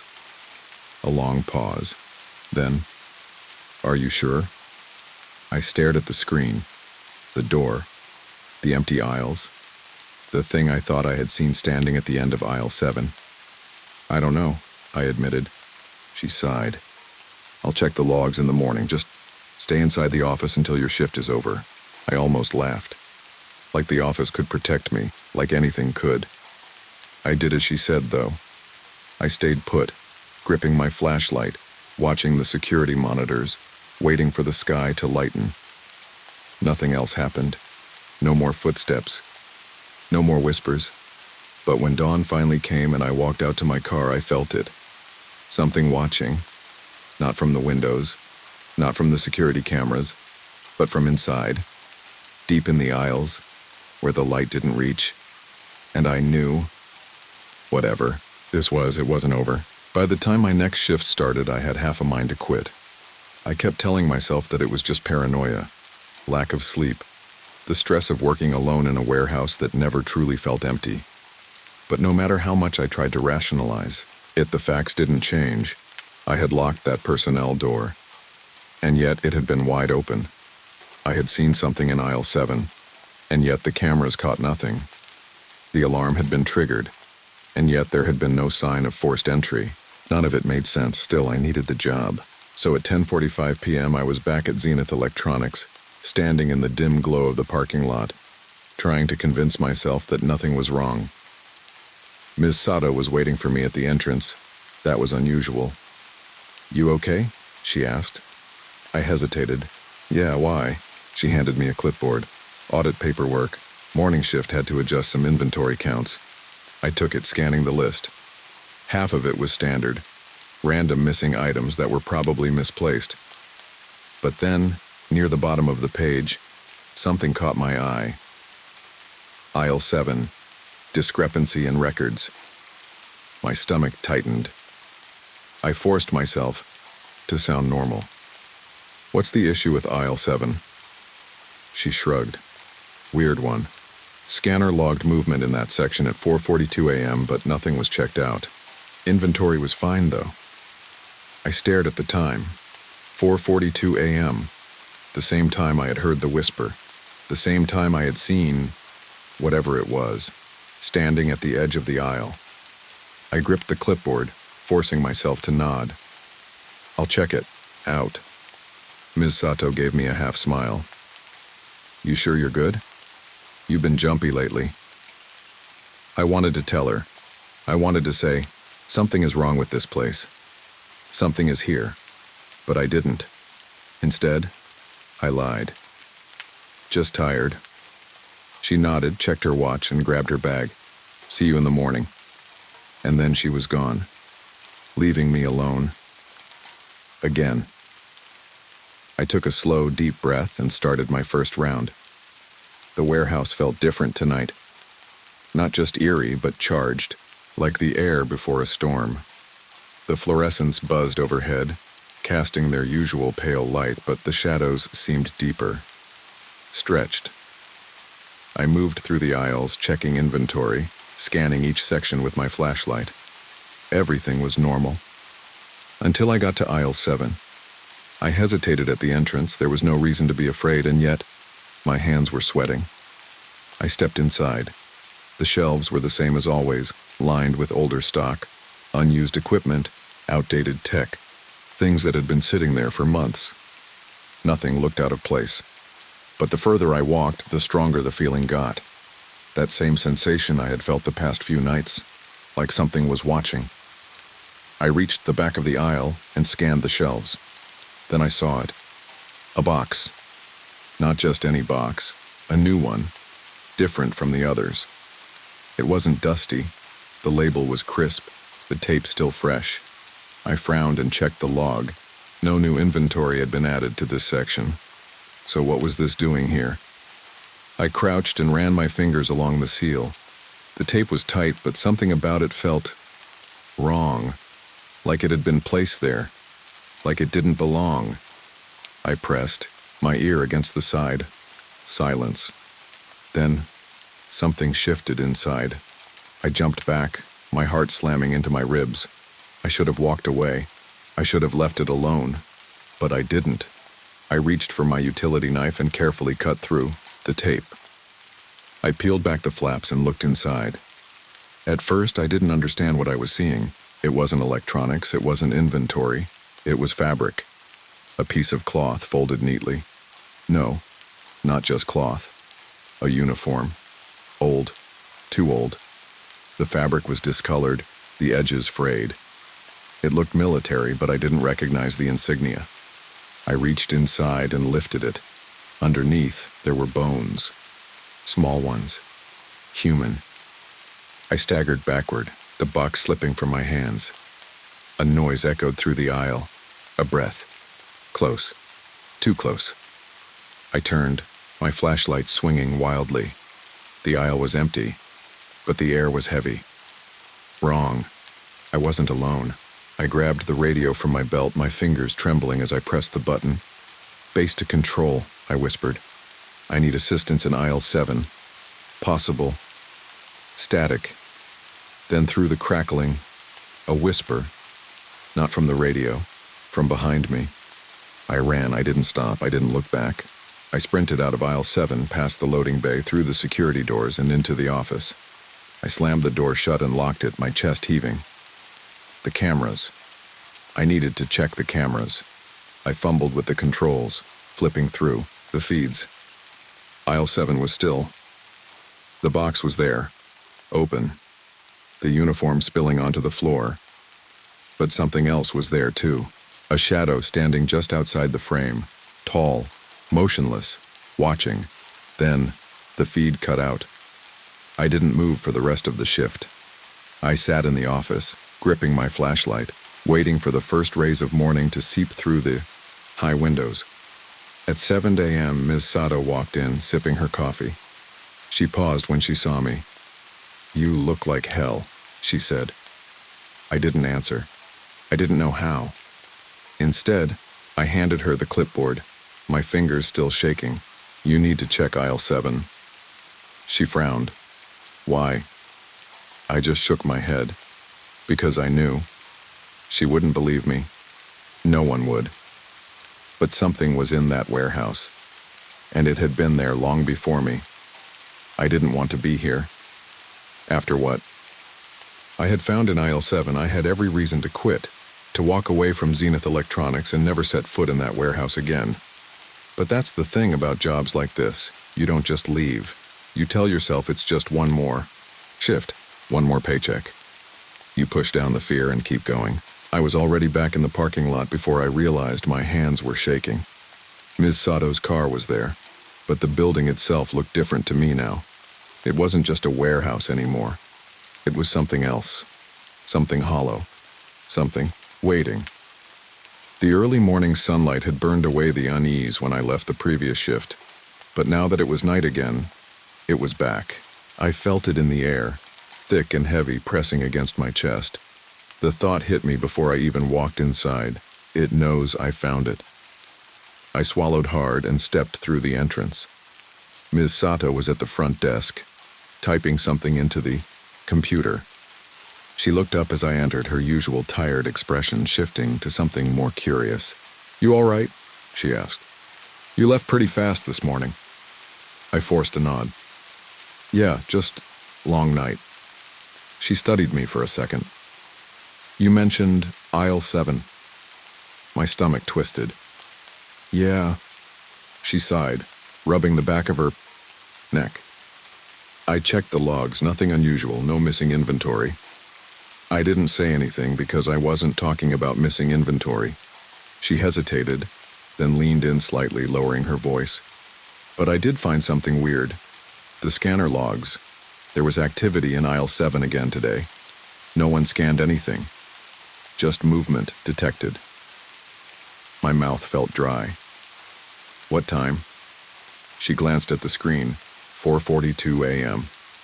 Same time as last night. The exact moment I heard the whisper. The exact moment I had seen something standing at the edge of the aisle. I gripped the counter to steady myself. "I think something's wrong with that section." Ms. Sato let out a breath, tapping her fingers against the desk. "Warehouse is old. Scanners glitch, shadows move. If you start looking for things, you'll find them." It was the most diplomatic way of saying stop asking questions, but I wasn't imagining this. I wanted to tell her about the box, the uniform, the bones, but some part of me knew it wouldn't matter. There were things in this world people refused to believe, no matter what proof you gave them. Ms. Sato glanced at the clock. "Look, if you're that freaked out, I can move you to the day shift next week. You just have to make it through tonight. Just one more shift. One more paycheck." I forced a nod. She grabbed her bag and threw a casual wave over her shoulder. "See you in the morning." Then she was gone, and I was alone again. I went through the motions, walked my rounds, checked the doors, pretended everything was normal. It wasn't. The unease was worse than before. I could feel it in my bones. The kind of feeling you get when someone's standing too close behind you, even though you can't see them. By the time I reached aisle 7, my palms were slick with sweat. The box was gone. I stood there, breath catching in my throat. I'd left it open, the uniform spilling out. But now, the space where it had been was empty. The dust on the shelves was disturbed, but that was it. Someone had moved it. Someone, or something. A faint noise made me freeze. A shuffle. Not loud. Not aggressive. Just the sound of movement. I lifted my flashlight, shining it down the aisle. Nothing. But the feeling didn't go away. I turned and started walking back toward the security office, trying to steady my breathing. Every step felt too loud, like I was alerting something. Then, the lights went out. Every single fluorescent overhead cut out at once, plunging the entire warehouse into darkness. The emergency lights flickered on a second later, casting long, distorted shadows across the floor. My heart slammed into my ribs as I grabbed my radio. "Control to base," I whispered, voice shaking. "I lost power. Does anyone copy?" Static. Then, a whisper, not through the radio, behind me, close. I turned so fast I nearly lost my footing. My flashlight beam swung wildly over the empty warehouse floor. Nothing, but the whisper had been right there, right behind me. I backed toward the office, every nerve in my body screaming at me to run. Then something moved. Not in the aisles, not in the shadows, in the reflection of the security monitors. I saw it in the glass. Tall, too tall, standing just beyond the edge of the flashlight's glow, watching. My breath caught in my throat. I spun around, the flashlight shaking in my grip. But there was nothing there, only empty space. The lights flickered back on a moment later, buzzing softly like nothing had happened. But something had happened. I knew it. It knew it. I stayed locked in the security office until sunrise. Didn't move. Didn't breathe too loudly. Just sat there, gripping my flashlight, waiting for the world to make sense again. At 7 a.m., Ms. Sato walked in, sipping her coffee like usual. She paused when she saw me. "Jesus, you look worse than yesterday." I didn't answer, because I had already made my decision. I grabbed my bag, clocked out for the last time, and walked toward the exit. Ms. Sato called after me. "You quitting?" I hesitated at the door.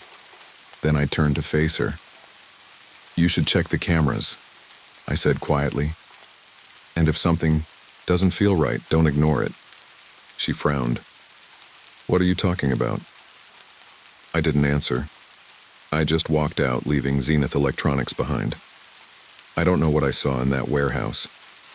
I don't know what was in aisle 7 or how long it had been there. All I know is that I never went back. And even now, years later, whenever I pass that part of town, I don't look at the building, because I know it's still watching.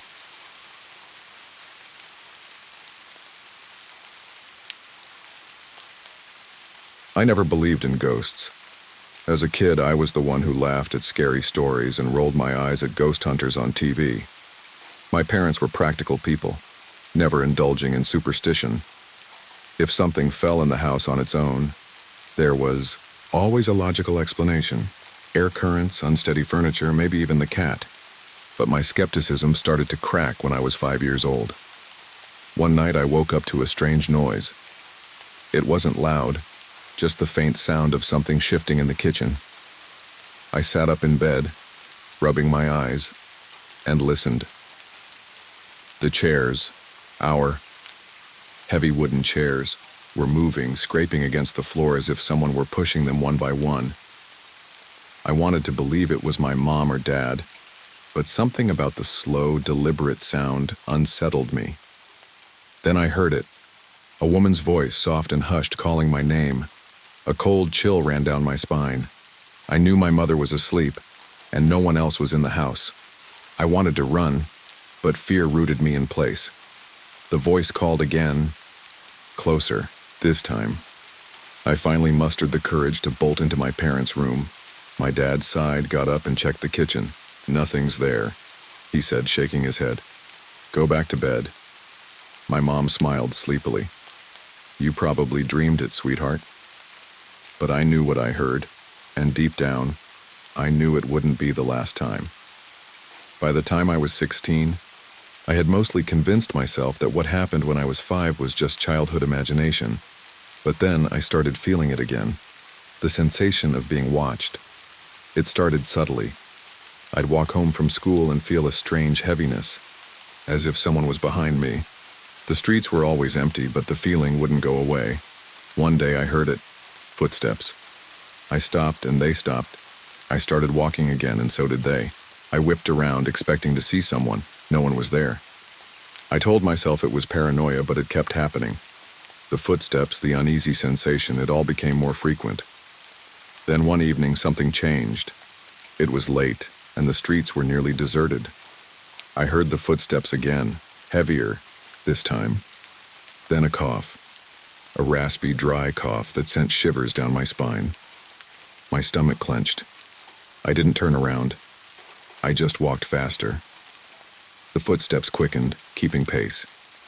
When I reached my street, I stole a glance behind me. Under the dim glow of a streetlight stood a group of shadowy figures. They weren't moving. They weren't talking. They were just watching. My blood turned to ice. I blinked, and they were gone. From that night on, the feeling never left. The first time I experienced sleep paralysis, I thought I was dying. I woke up in the middle of the night, my body completely frozen. My chest felt like it was being pressed down by an invisible weight. I tried to scream, to move even a finger, but nothing happened. I could only lie there, helpless. Then, out of the corner of my eye, I saw it.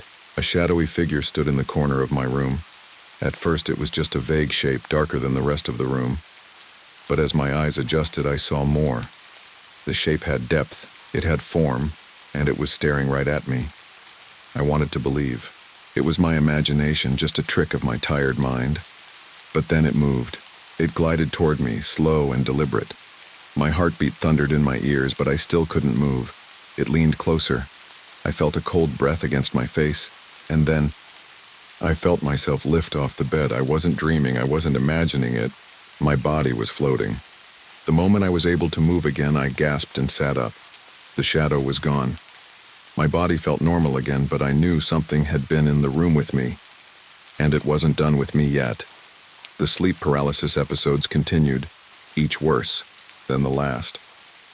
I'd wake up frozen, unable to move, and the figure would always be there, watching. Then, one night, I saw its face. It had been a typical evening. I went to bed late, exhausted. But sometime in the middle of the night, I woke up paralyzed once again. My heart sank when I saw the figure. This time, it wasn't just a shadow. It had eyes, hollow, empty sockets, like a skull. And it spoke. It didn't use words. The sound that came out was a deep, guttural whisper that made my entire body vibrate. The air around me thickened, pressing down on my chest. I don't remember how I got out of it. I must have blacked out, because the next thing I knew, it was morning. That was the last night I spent in that house. I moved out for college shortly after, determined to leave it behind. But deep down, I knew it wasn't over. Years later, I visited home for the holidays. At first, everything seemed normal. My old room looked the same. My parents hadn't changed much. And I almost convinced myself that the past was just a bad memory. Then on my second night, I heard the cough. That same dry, raspy cough from years ago. I froze, my entire body tensing. It wasn't my parents, it wasn't the house settling. Something was still here. That night, I barely slept. Every creak, every shadow made my skin crawl. Then, just as I was starting to drift off, I heard the footsteps. Slow, deliberate, right outside my bedroom door. I pulled the blankets over my head, willing myself to stay still. The door creaked open and I felt it. Something in the room with me. It didn't move. It didn't breathe. It just stood there, watching. Morning came and I packed my bags, immediately. I told my parents I had to leave early, making up some excuse.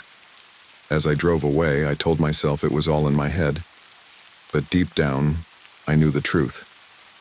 Because even now, when I'm alone at night, sometimes I hear the cough, and I know it's still with me.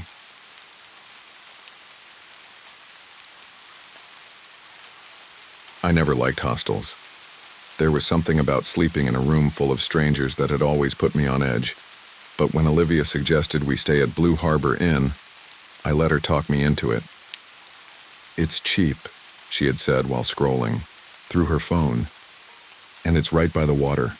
Look at the reviews, people love it." I glanced at the screen. The pictures showed a cozy beachside hostel in San Rafael, a small coastal town. The rooms looked simple but clean, the kind of place where backpackers and surfers passed through for a few nights before moving on. I wasn't thrilled about it, But Olivia had been planning this trip for months, and I wasn't about to ruin it over my paranoia. So I agreed. And I would spend the rest of my life wishing I hadn't. Blue Harbor Inn looked exactly like the pictures. A 2-story wooden building with faded white paint, sitting just a short walk from the beach. The front porch had hammocks, and a few sunburned travelers were lounging outside, laughing softly as the salty breeze carried their voices. Inside, the place smelled of old wood and sunscreen. The walls were decorated with travel posters and old surfboards, and the air was thick with the sound of slow-moving ceiling fans. The woman at the front desk barely looked up as we checked in. "Room 204, she mumbled, sliding us a key. Olivia flashed me a grin. "See? Told you this place would be great." I forced a smile, but something already felt off. Our rooms were separate. Mine was a 4-person bunk room, while Olivia had been placed in a co-ed dorm down the hall. "You sure you'll be okay?" I asked as she set her backpack down. She rolled her eyes. "I'll be fine. I mean, we're barely going to be in the room anyway, right?" I nodded, pushing down my unease. Her roommates weren't there when she arrived, but their bags were. 2 belonged to women. One had a floral backpack, the other a plain black duffel. The last belonged to a man. His things were thrown messily on the bottom bunk, his shoes kicked off carelessly in the middle of the room. Something about it made my stomach twist, but Olivia didn't seem worried, so I didn't say anything. That night, after a long day, exploring the town, Olivia and I parted ways for bed. "If I wake up early, I'll text you," she said, yawning. "We can go grab coffee before the beach." "Sounds good," I said. I should have hugged her, told her to stay with me. But I just said goodnight, and I never saw her the same way again. I woke up around 2:30 a.m. to the sound of footsteps in the hallway. At first I thought nothing of it. Hostels were noisy, and people were always coming and going. But then I heard something else, a door creaking open, a bed shifting, and then Olivia's voice, low, uneasy. "What are you doing?" I shot up in bed, my heart pounding. Silence. Then a rustling noise, like sheets moving. A moment later, Olivia's footsteps, hurried, unsteady, passed right outside my door. I got up just as she knocked. When I opened it, she looked pale, shaken. Her hands were trembling. Someone got into my bed. I pulled her into my room, shutting the door behind us. "What do you mean?" She was breathing fast. I woke up, and there was a guy next to me, just lying there. I didn't even hear him get in. He whispered something, but I couldn't understand it. And when I moved, he just got up and went back to his bed like it was normal. My skin crawled. "Are you sure it was one of your roommates?" "Yes, the guy." She shook her head. I knew something was off about him. I grabbed my phone. "We're telling the front desk." She nodded, still visibly shaken. The same woman was at the front desk when we approached. She barely looked up from her book. When we explained what happened, she frowned slightly. "Are you sure you weren't dreaming?" Olivia stiffened. "I know what I saw." The woman sighed. "I'll talk to him in the morning." I stared at her in disbelief. "That's it?" She shrugged. "He hasn't done anything. You can switch rooms if you want." Olivia exhaled sharply, rubbing her arms. "It's fine. I'll stay with you tomorrow." I wasn't happy, but I didn't push. I should have. We stayed up talking for a while after that. Olivia calmed down a little, but she still looked uneasy. "I should have said something earlier," she admitted. "The second I met him, I had a bad feeling." I frowned. "What do you mean?" She shivered. The way he looked at me, like he was watching, like he was waiting for something. A sick feeling settled in my stomach. "Stay in my room tomorrow," I told her. "No matter what." She nodded.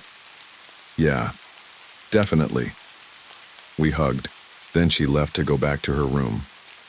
I almost stopped her. I almost made her stay. But I didn't. And by morning, she was gone. The next morning, I woke up to the sound of quiet chatter outside my room. It was early, probably around 7 a.m., and for a moment I forgot everything. The fear from last night, Olivia's shaking hands, the way she had whispered to someone, was in my bed. For a moment everything felt normal. Then I checked my phone. No messages from Olivia. I frowned. She had said she would text me in the morning. Maybe she had overslept. Or maybe she had already gone to breakfast and forgotten to check her phone. I decided to go find her. The common area was already filling up when I walked in. Backpackers sat at wooden tables, sipping coffee, eating toast, talking about their plans for the day. A couple of guys were discussing surf conditions. A girl was reading in the corner, but Olivia wasn't there.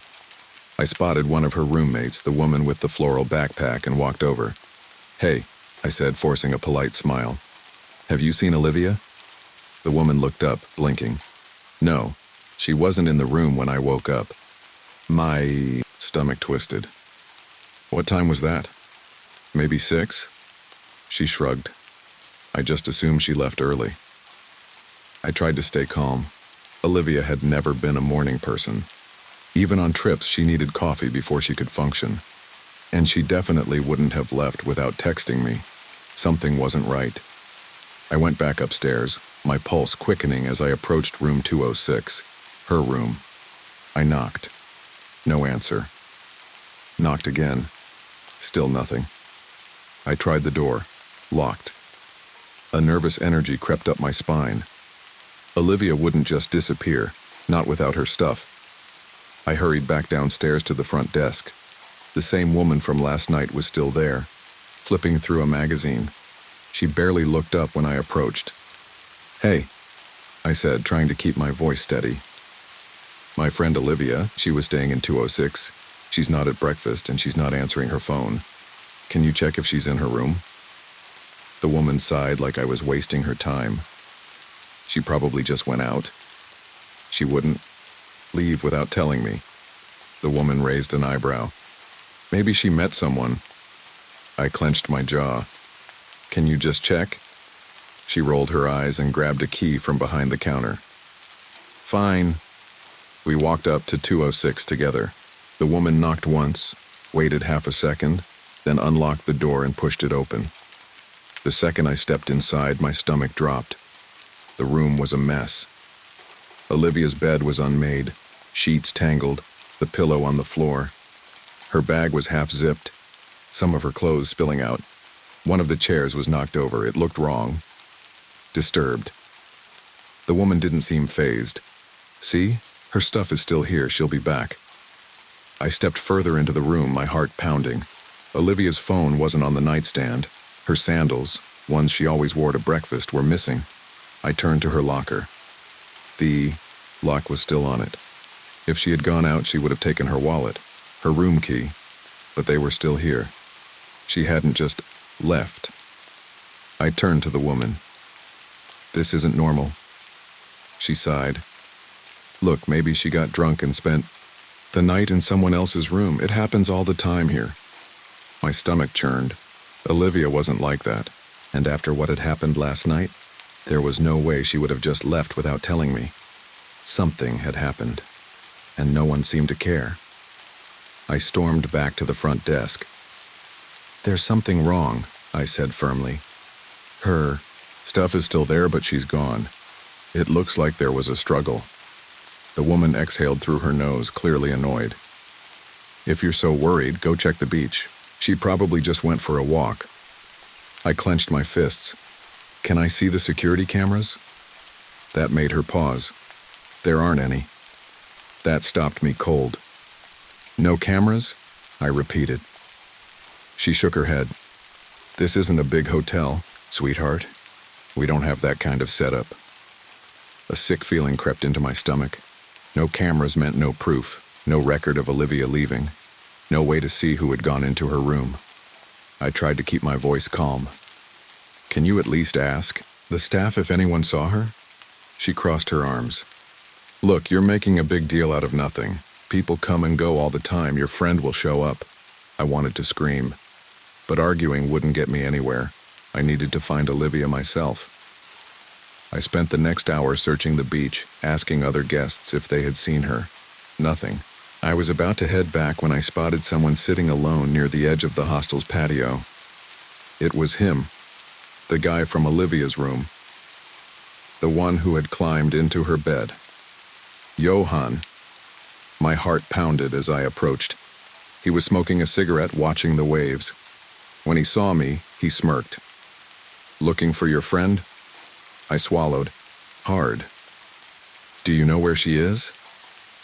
He exhaled a stream of smoke, tilting his head. "She left early. Didn't tell you?" My blood ran cold. I knew he was lying. "She didn't leave," I said carefully. "Her stuff is still in her room." Johann just smiled. Maybe she didn't want to be found. A chill ran down my spine. I stepped back. "Stay away from me." His smile widened, but he didn't move. I turned and walked away, my hands shaking. I needed to get help. But no one was listening, and I was running out of time. I walked away from Johann as fast as I could without running. Every nerve in my body screamed at me to look back to see if he was following me, but I forced myself to keep moving. I couldn't let him see how scared I was. When I reached the hostel's lobby, I hesitated. I had already spoken to the staff, and they had brushed me off. But what else could I do? The police? What would I even tell them? My friend is missing, but it's only been a few hours and the hostel staff doesn't care. They'd laughed me out of the station. I needed something more. Proof. A lead. Anything. I decided to check Olivia's room again. I hurried up the stairs, my hands trembling as I reached for the door handle. It was still unlocked from earlier. The air inside was stuffy, and the mess was exactly as I had left it. I tried to think. Olivia wasn't the type to just walk off without her things, and after what had happened last night, she wouldn't have left willingly. I crouched by her bag, rifling through it. Her wallet was still there, her ID tucked neatly inside. The only things missing were her phone and sandals. Then I noticed something I hadn't before. Near the bed, half hidden beneath the sheets, was a small earring, a tiny gold stud. Olivia didn't wear gold. I picked it up, my stomach twisting. Was this hers? Or had someone else been in this room? Someone who wasn't supposed to be? My pulse hammered as I turned to the locker. It was still locked, the small metal padlock firmly in place. But something about it felt wrong. I pressed my fingers against the lock, and the moment I did, I knew. It had been tampered with. The surface was slightly scratched, as if someone had tried to pry it open. My throat went dry. Someone had been in here. Someone had tried to break into Olivia's things. I stood up quickly, my heart racing. I needed to tell the staff again, no matter how dismissive they were. I needed them to take this seriously. I practically ran back downstairs. The woman at the front desk barely glanced up when I approached. "Look," I said, trying to keep my voice steady. "Something is wrong. Olivia's stuff is still there. Her wallet, her ID, everything. Someone tried to break into her locker. She didn't just leave." The woman sighed, setting down her magazine. "She probably just took off with someone and didn't want you to worry." I wanted to scream. "She was scared last night. She told me someone got into her bed, and now she's gone. Doesn't that seem suspicious to you?" The woman's expression didn't change. "People hook up with strangers here all the time. Maybe she had second thoughts and left without telling you." I took a deep breath, trying to control the shaking in my hands. "If you're so sure, then let me check the security cameras." Her lips pressed into a thin line. "We don't have cameras in the hallways. Not even at the entrance?" She hesitated for half a second. That was enough. There were cameras. But she didn't want me to see them. My stomach dropped. I stepped back, suddenly feeling like I was standing in the wrong place, like I was surrounded by people who knew something but weren't telling me. I turned on my heel and walked away. I needed help, but I had no idea where to get it. Outside, the sun was already high in the sky, the beach buzzing with tourists. People were drinking, laughing, soaking in the warmth. I stood there, completely detached from all of it. Olivia was gone, and no one cared but me. I reached for my phone, my fingers shaking as I pulled up the police station's number. Before I could dial, a voice spoke behind me. "You're making a lot of noise." I turned sharply. Johann. He stood a few feet away, leaning casually against the patio railing, a cigarette dangling from his lips. His posture was relaxed, but his eyes were sharp, focused. I swallowed hard. "Where is she?" He took a slow drag from his cigarette, exhaling a thin stream of smoke before answering. "Told you already. She left." "Bullshit." My voice was steady, but my hands were clenched into fists. "She wouldn't just leave, not without telling me." Johann tilted his head slightly, studying me like I was something he didn't quite understand. "Maybe she just didn't want to be found." I felt sick. "Did you do something to her?" Johann smiled. Not a big one, just the faintest curl of his lips. "You should stop looking," he said. "It's safer that way." A cold shiver ran down my spine. Then, as if nothing had happened, he turned and walked back toward the hostel, disappearing inside. I stood there, my breath coming in short gasps. That was a threat. A clear, unmistakable threat. I was on my own, and I had no idea what to do next. I stood frozen in place, my body refusing to move even though my instincts screamed at me to run. Johann was gone, disappearing back into the depths of Blue Harbor Inn like he hadn't just threatened me in broad daylight. But his words echoed in my head. "You should stop looking. It's safer that way." He knew something, and I was starting to believe that everyone else at this damn hostel did too. I forced myself to take a breath, then another. Panicking wouldn't help Olivia. I needed to be smart. I needed to get real help, not just some half-hearted response from the lazy staff. I stepped away from the hostel and out onto the street. The ocean was to my left, the midday sun shimmering on the waves, but I barely registered the view. I pulled out my phone and searched for the San Rafael Police Department. There was a station about a mile away, close enough to walk, but every nerve in my body was telling me not to go alone. I glanced around. The street was mostly empty, a few cars passing, but no one that looked safe enough to approach. I needed backup. I scrolled through my contacts and hesitated before tapping a name. Daniel. Daniel and I weren't close anymore. He had moved to San Rafael a year ago for work, and we had barely talked since. But I remembered him saying that if I ever came down for a visit, he'd show me around. This wasn't exactly the kind of visit he had in mind. I pressed call. The phone rang 3 times before he picked up. "Hello? Daniel, it's me." My voice came out more shaky than I wanted. A pause. Then, "Hey, wow, I didn't expect—" "Listen," I cut him off.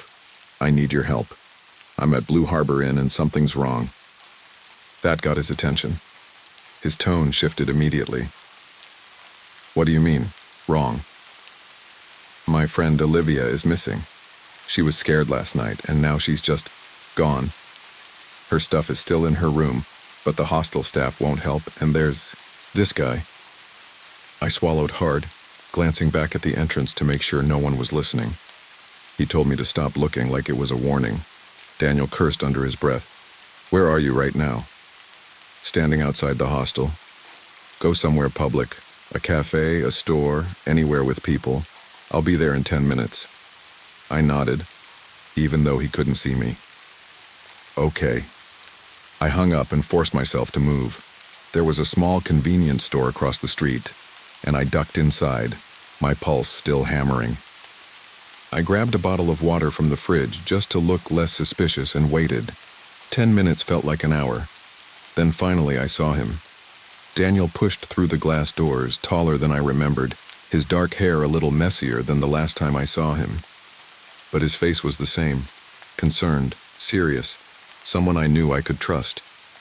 He spotted me instantly and walked over.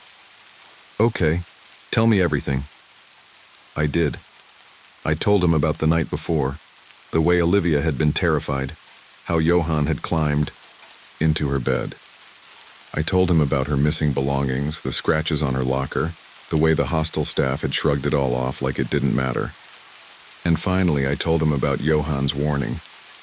Daniel's jaw tightened. This is bad. I let out a humorless laugh. Yeah, no kidding. No, I mean, this isn't just some random creep situation. If the staff is covering for him, it means this goes deeper. Hostels don't ignore missing people unless they have a reason to. My stomach twisted. You think they know what happened to her? Daniel didn't answer right away. I think they don't want you asking questions. I looked down at my hands. They were still shaking. What do I do? You already know, he said gently. We go to the police. I nodded. I had known that from the beginning, but now with Daniel here, I felt like I finally had a chance of being taken seriously. We left the store together, and for the first time since Olivia disappeared, I felt like I wasn't completely alone. But as we walked toward the police station, I had the uneasy feeling that someone was watching. And when I glanced back toward the hostel, I saw it. A shadow in the upstairs window. Someone standing behind the curtain. Watching. Waiting. I turned away quickly, my pulse racing. I didn't know if it was Johan. I didn't know if it was someone else. But I knew one thing for sure. They knew I wasn't giving up. The walk to the police station was silent. Daniel stayed close, his presence grounding me, but my mind raced ahead, already playing out how this would go. Would they listen? Would they even care? Or would they do what the hostel staff had done, shrug, dismiss, and send me back into the unknown? The station was a squat beige building, the kind that looked more like a government office than a place where justice was served. Inside, the air smelled like coffee and old paper. A bored-looking officer sat behind a counter, flipping through paperwork. Daniel stepped forward first. We need to report a missing person. The officer barely looked up. How long have they been missing? I swallowed. Since this morning, but something's wrong. My friend was scared last night. She said, a guy, Johan, climbed into her bed while she was sleeping. Now she's gone and the hostel staff won't help. That got his attention. He set his pen down and finally met my eyes. A guy climbed into her bed? I nodded. She was terrified. She locked herself in the bathroom after, and now she's just gone. The officer exhaled, rubbing his forehead like this was a nuisance. Look, people leave hostels all the time. Maybe she just took off. Without her phone, without her wallet.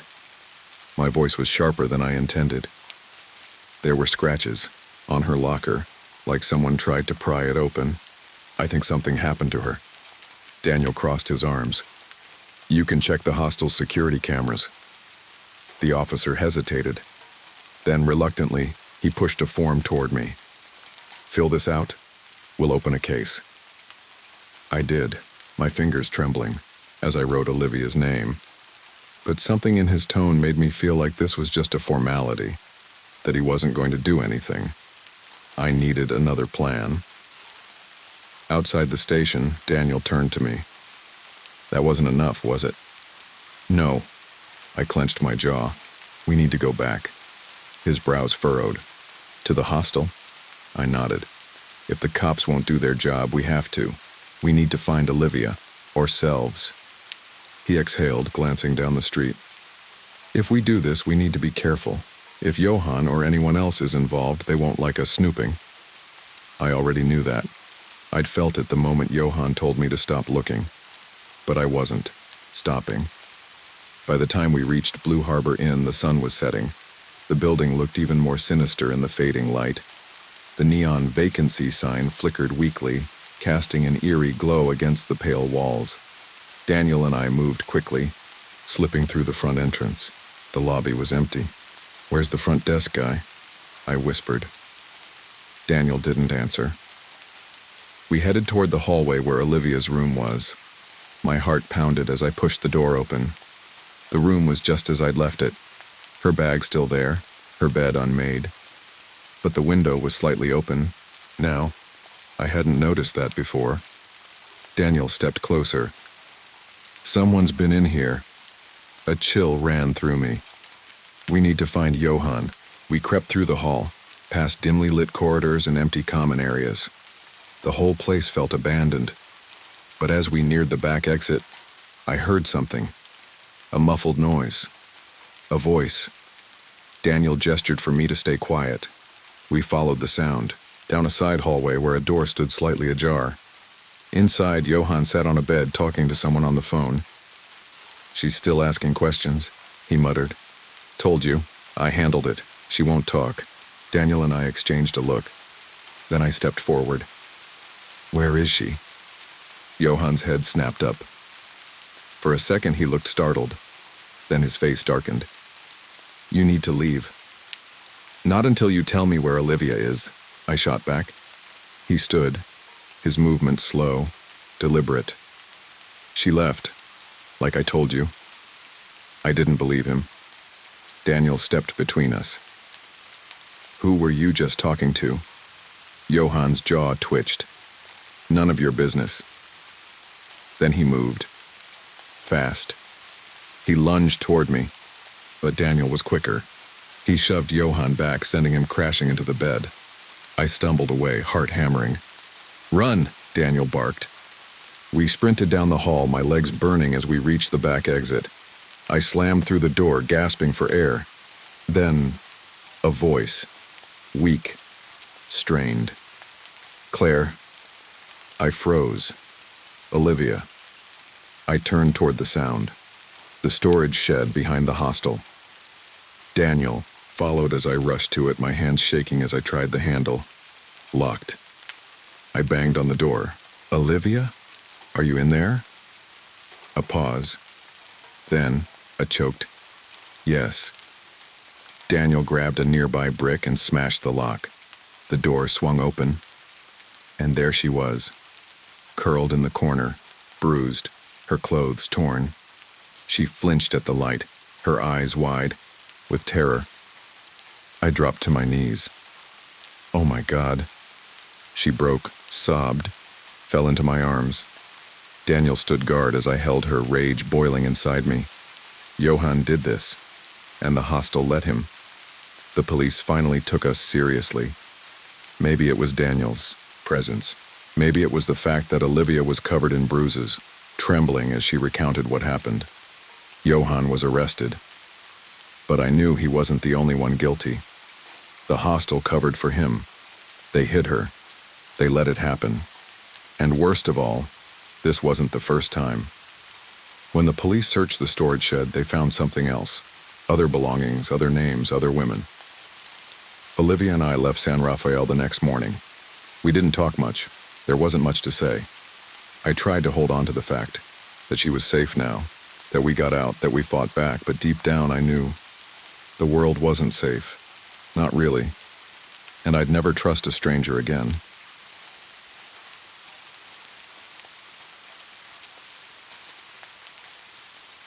I still remember the way the air smelled that night, rich with damp earth, the scent of pine needles clinging to the cool breeze that rustled through the towering redwoods.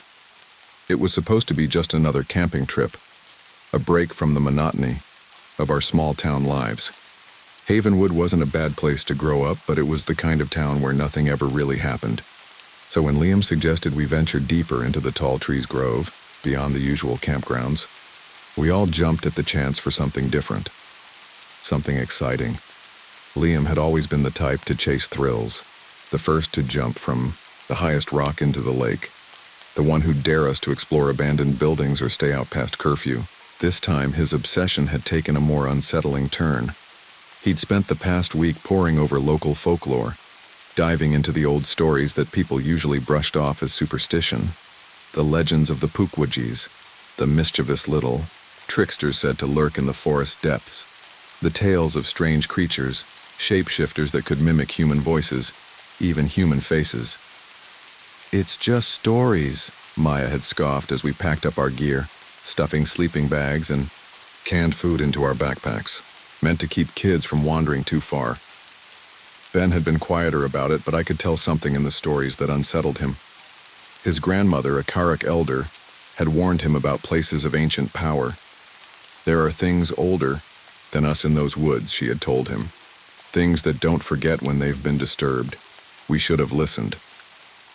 The hike was grueling, but the deeper we went, the more beautiful the forest became.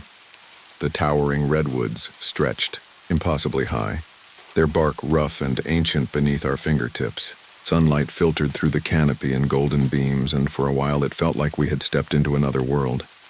But as dusk fell, something changed.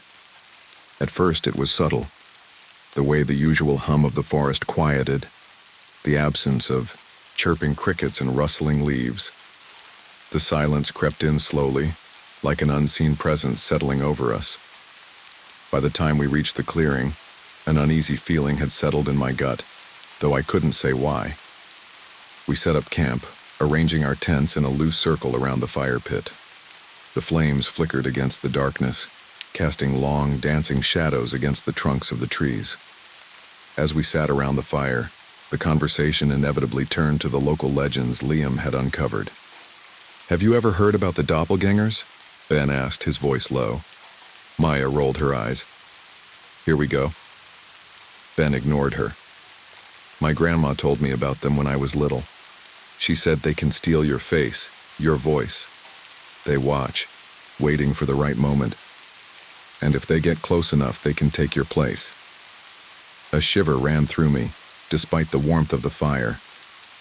Liam, always eager to push boundaries, grinned. "So what?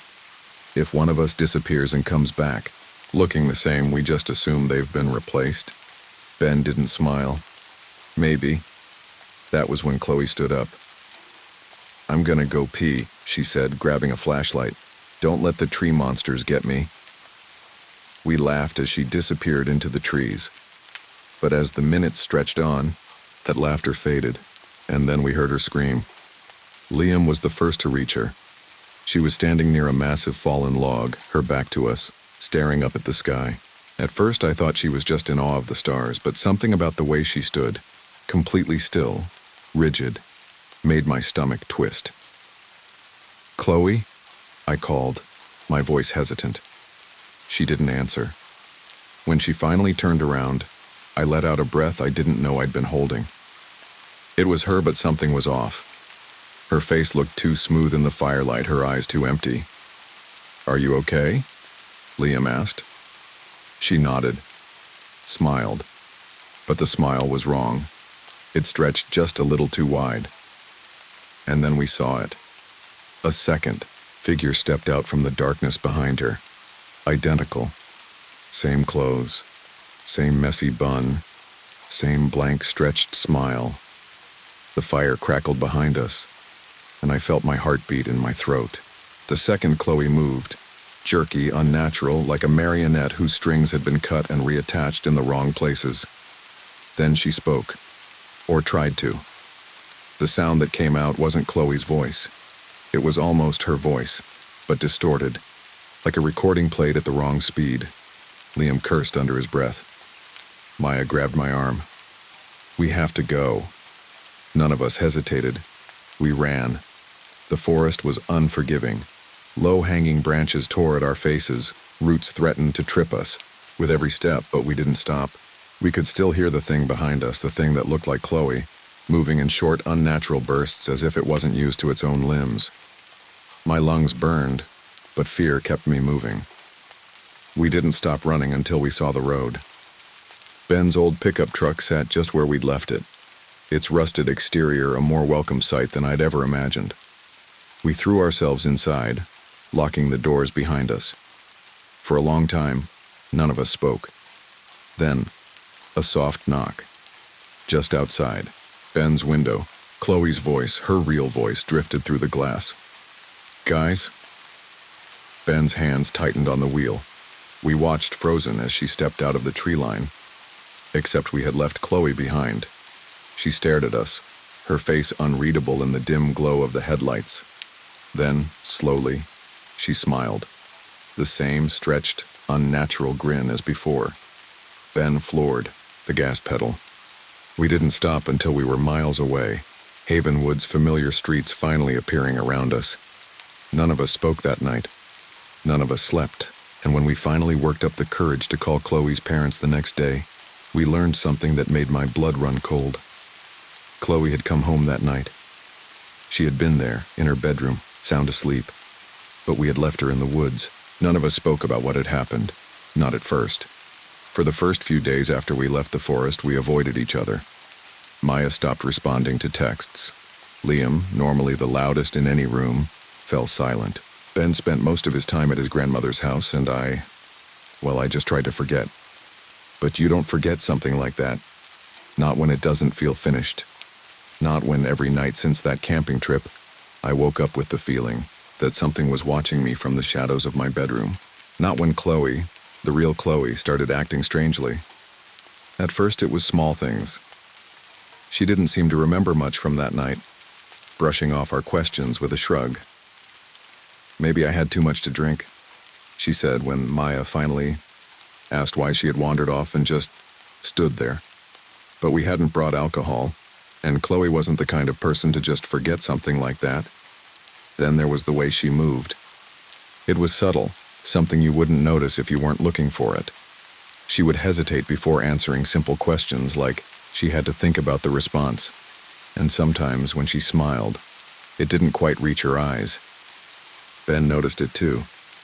"I don't think she's the same," he said one evening, his voice low over the phone. I sat up in bed, gripping the blankets. "What do you mean?" Ben hesitated. "I saw her today. I don't know how to explain it, but it's like she's remembering how to be her."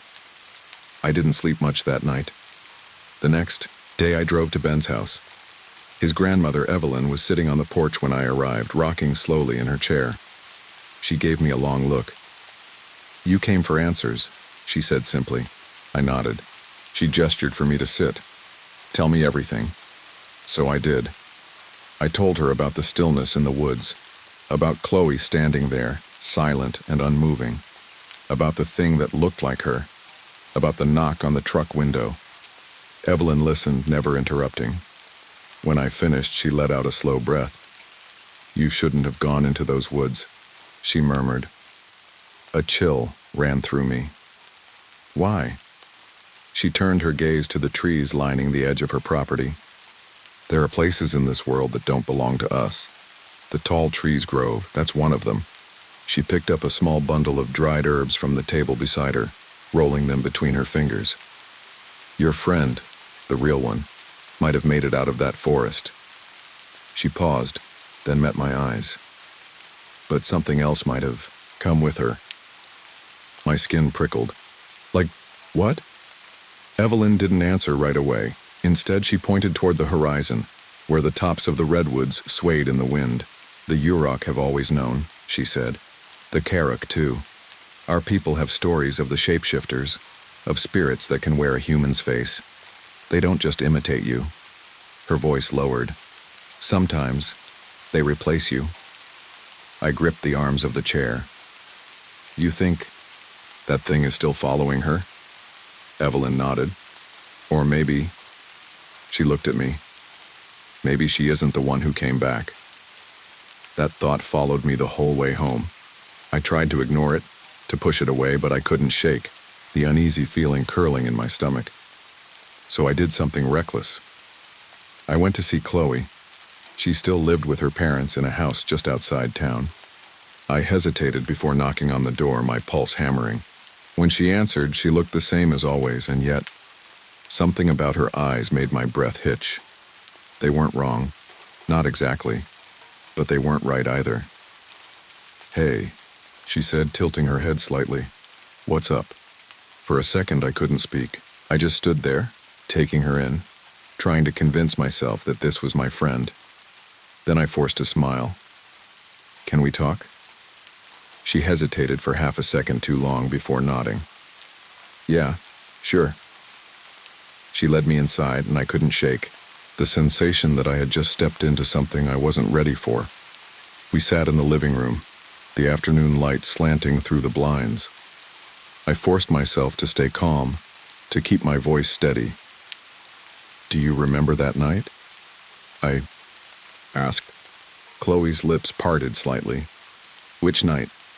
The camping trip, I said carefully. For a moment, she didn't say anything. Then she smiled. It was the wrong smile. Too slow, too deliberate. Yeah, she said finally. Of course. But the way she said it, like she had rehearsed it, made my stomach twist. I swallowed hard. What do you remember? She shrugged, playing with the edge of her sweater. Not much, just standing there, looking at the stars. She glanced at me. Why? I hesitated. Do you ever feel different? Her smile faded. What do you mean? I couldn't do it. I couldn't just ask her if she was still Chloe, so I shook my head. Never mind. But as I stood to leave, she grabbed my wrist. Hard. Her grip was ice cold. Her nails, usually trimmed short, seemed slightly too sharp, and when she spoke, her voice had dropped just a little too low. You're acting weird, she murmured. I swallowed the scream rising in my throat. I forced a laugh. So are you. Chloe let go of my wrist, her lips curling up into another slow, deliberate smile. I backed toward the door, my skin crawling. I'll see you later, I said. She just watched me, silent, unblinking. I left without looking back. That night I called Ben. We need to do something, I whispered. His voice was grim. I know. We both knew the truth now. Something had come back from the woods with us, and it wasn't Chloe. I barely slept that night. Every time I closed my eyes, I saw her face, Chloe's face, but not really hers. The way her lips curled too slowly when she smiled, the way her grip had been too strong, her nails too sharp. It wasn't her. I know that now. But if that wasn't Chloe, then where was she? The thought made my stomach churn. I needed answers. The next morning, I drove to Ben's house again. His grandmother was out, which I was almost relieved about. I wasn't sure I could handle another conversation about ancient spirits and things that stole human shapes. Ben let me in, rubbing his eyes. He looked like he hadn't slept either. I did some digging, he said, motioning for me to sit at the kitchen table. What kind of digging?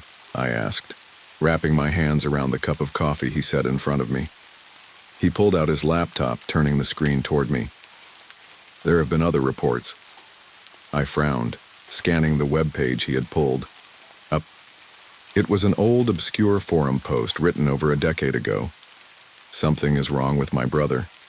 He went camping near Tall Trees Grove last summer. Ever since he came back, he hasn't been the same. He remembers things wrong. He moves weird sometimes. My parents don't notice, but I do. The post went on, detailing small, unsettling behaviors, hesitations before answering simple questions, a growing discomfort with being touched, a strange tendency to watch people when he thought no one was looking. I exhaled sharply. This sounds exactly like Chloe, I muttered. Ben nodded. There are others, too. He clicked through a few more pages. Similar stories. People disappear in the woods, only to return differently. Some were subtle changes, like they were struggling to fit back into their own skin. Others weren't so subtle. A woman wrote about her fiancé who came back from a hiking trip and never blinked when he spoke. A man detailed how his best friend developed an odd, stilted laugh that didn't match his old one. One post simply read, "If you ever see yourself in the woods, run. Do not let it touch you. Do not listen to it. Run." My throat tightened. What do we do? Ben ran a hand over his face. I don't know. We sat in silence for a moment, the weight of it pressing down on us. Then I made a decision. We need to go back. Ben's head snapped up. Go back? I nodded, my pulse hammering. If that thing came back in Chloe's place, maybe the real Chloe is still out there. Ben stared at me. Then, slowly, he nodded.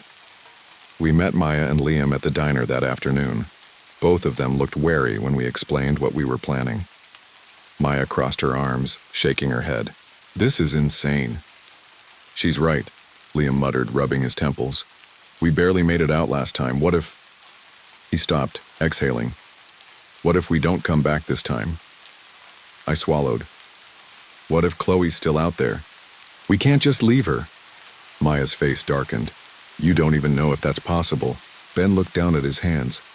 We have to try. No one spoke for a long time. Then finally Maya let out a frustrated sigh. I hate this, she muttered. But I'm not letting you idiots go back in there alone. Liam groaned, pushing his chair back. We're all gonna die. I forced a small, grateful smile. Not if we do this right. We arrived just as the sun was setting.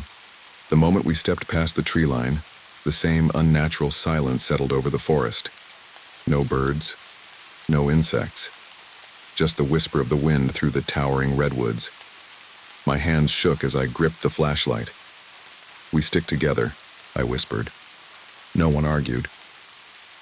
As we moved deeper into the grove, my stomach twisted with something between fear and certainty. She's still here. I didn't know how I knew, but I did. Then, a sound. Soft. Barely there. A whisper. Guys. My breath hitched. Maya's grip tightened on my sleeve. That sounded like... Before she could finish, Liam raised his flashlight, the beam slicing through the dark. And then I saw her.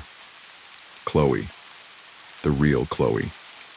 She was standing just beyond the fallen log where we had last seen her. Her clothes were dirty, her hair tangled, her eyes wide and terrified.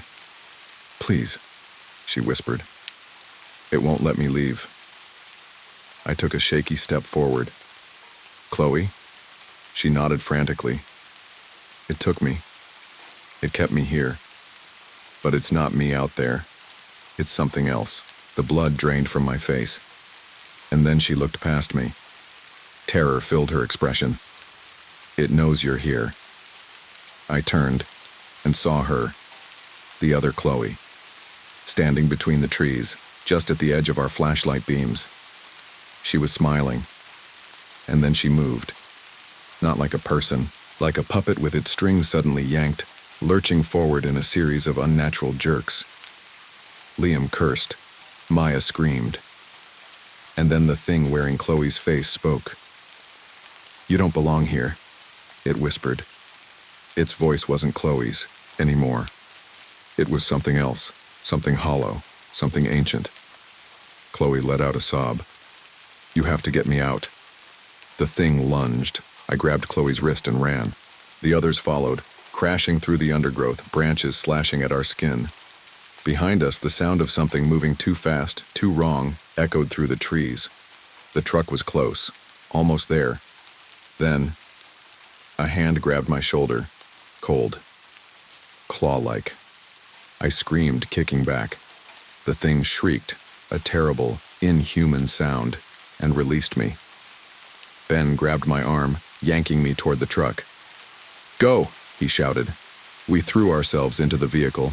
Liam barely got the door shut before Ben slammed on the gas. The thing stood at the tree line watching us go, smiling. Chloe was shaking in the back seat, tears streaming down her face. It tried to be me, she whispered. It wanted to take my life. I reached back, gripping her hand. It didn't, I said. You're here. We got you. But as we drove, I couldn't shake the feeling that something had changed, that maybe we had brought something else back with us. None of us spoke on the way back to Havenwood. The only sounds in the truck were our ragged breathing and the crunch of gravel beneath the tires. Chloe sat curled in the back seat, knees pulled to her chest, trembling. Every now and then, she would whisper something under her breath. Fragments of words, half-formed thoughts, as if she were still trapped in the nightmare of that forest. I kept glancing at her through the rearview mirror. She looked like Chloe. She sounded like Chloe. But after what we had just seen, none of us could shake the horrible, gut-wrenching doubt. Was it really her? Or had we made a mistake? When we reached town, Ben parked outside his grandmother's house. Evelyn was already waiting for us on the porch, her expression grim. She didn't say a word as we climbed out of the truck, just studied each of us in turn. Then her gaze landed on Chloe. Chloe, who was still shaking. Chloe, who wouldn't quite meet her eyes. Evelyn motioned for us to follow her inside. Her living room was warm, filled with the scent of burning sage and old books. As we sat down, she reached into a wooden drawer and pulled out a small glass vial. Holy water. Ben's jaw tightened. Maya swallowed hard. Liam turned to me. Are we really doing this? I didn't answer. Evelyn held the vial out to Chloe. Drink. Chloe's head snapped up. What? Her voice was small. Evelyn didn't blink. If you're you, this won't hurt. Chloe looked at each of us, searching for reassurance, but we stayed silent. Then, slowly, she took the vial. She hesitated for only a second before tilting it back and swallowing. We all held our breath. A moment passed, then another. Nothing happened. Chloe let out a breathless laugh, shaking her head. See? It's me. I'm me. Maya covered her face with her hands. Liam cursed under his breath. I felt my stomach unclench for the first time all night. We had done it. We had saved Chloe. Or so we thought. That night I couldn't sleep. The adrenaline had worn off, but unease still clung to me like a second skin. Every time I closed my eyes, I saw the thing that had worn Chloe's face. That wrong smile. The jerky way it had moved. It wasn't just a copy. It had thought it was her. What if there were others? What if it wasn't over? A noise snapped me out of my thoughts. A soft thump against the bedroom window. I froze. Another thump. Slow, rhythmic, like someone was tapping. With shaking hands, I reached for my phone and turned on the flashlight. I didn't want to look. I didn't want to. But something inside me knew I had to. I turned my head and felt my heart stop. Outside the window, half hidden by the darkness, stood Chloe. But Chloe was at home. This version of her was smiling. Too wide, too still. Then, in the softest voice, it whispered, "Let me in." I scrambled backward, nearly falling out of bed. My chest was tight, my breath coming in gasps. I grabbed my phone with shaking fingers and called Ben. He picked up on the first ring. "You see it too," he said. Not a question. My stomach turned. "It's outside my window." Ben was quiet for a long time. Then, in a voice barely above a whisper, he said, "It's outside mine too." The next morning, we met at Evelyn's house again. No one had slept. No one spoke. We didn't need to. We all had seen the same thing. Chloe. Or rather, something that still wore her face.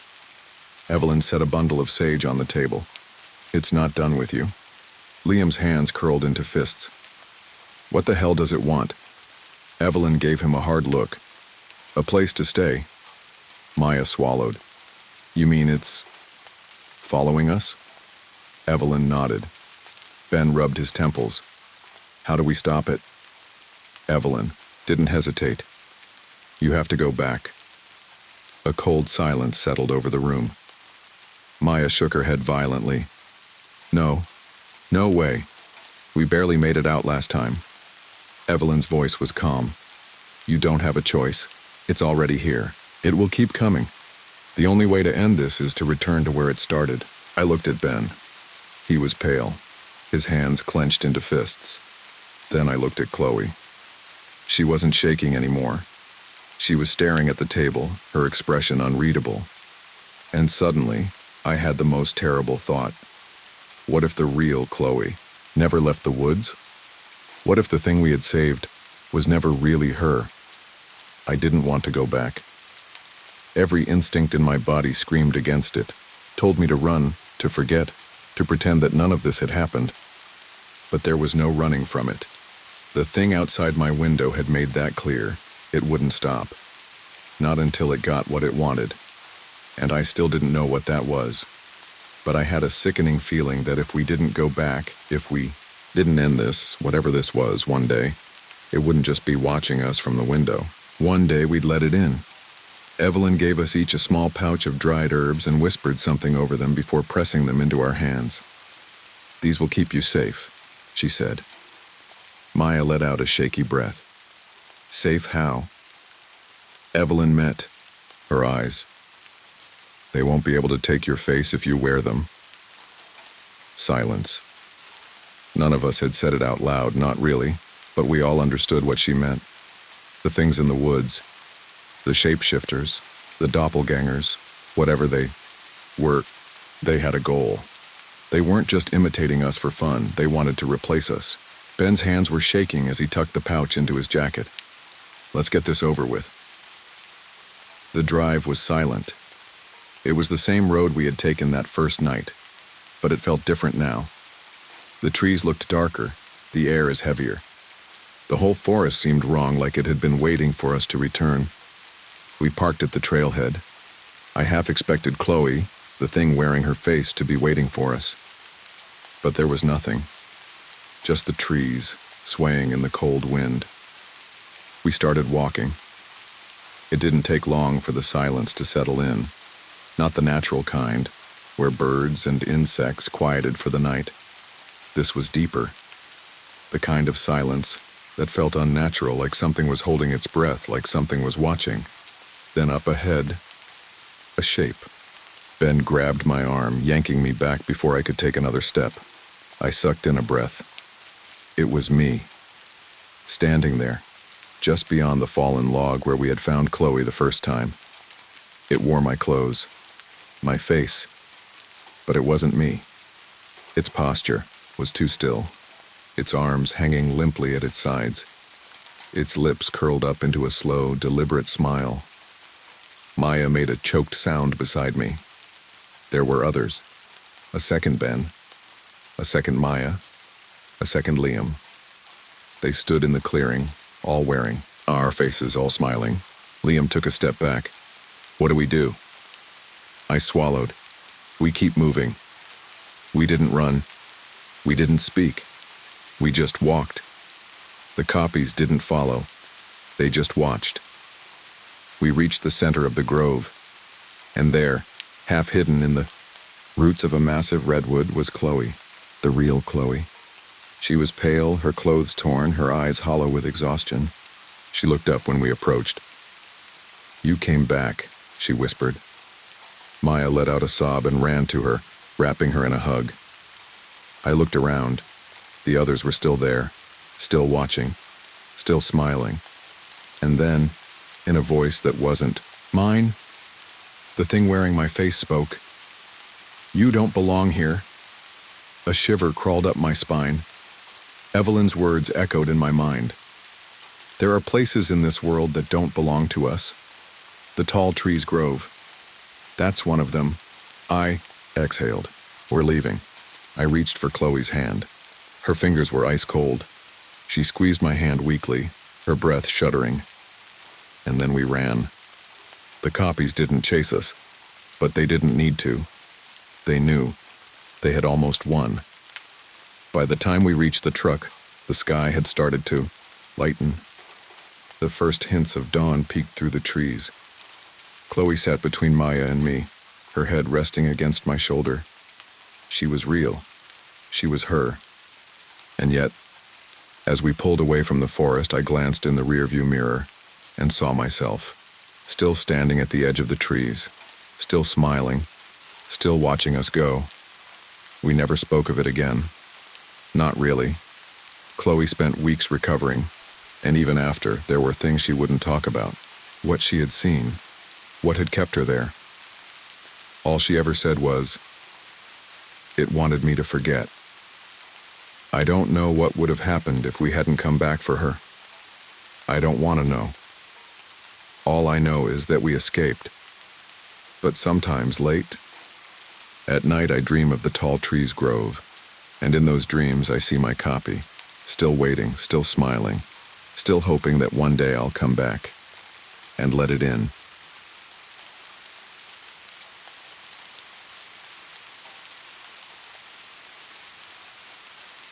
I still remember the first time I heard about the boy. My friend Jason and I had taken a long drive out to the countryside looking for something to do. We weren't expecting to end up at that farmhouse.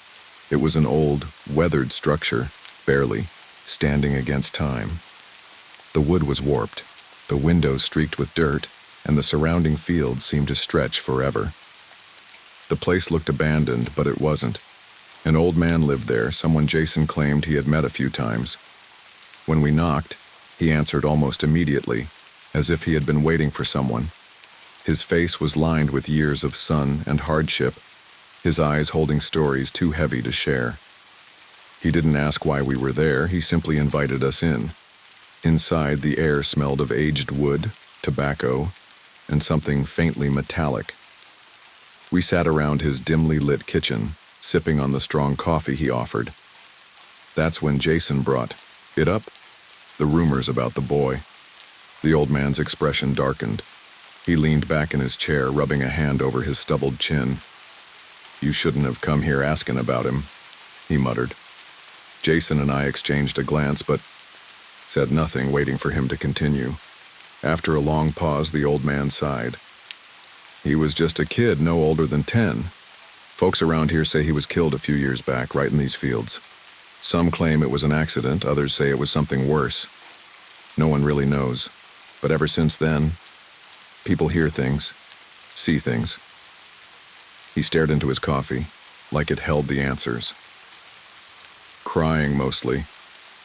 Late at night. A child's sobs drifting through the trees." A shiver ran through me, despite the warmth of the room. Jason scoffed. "So, what? It's just some ghost story?" The old man's gaze lifted sharply. "You don't believe me? Fine.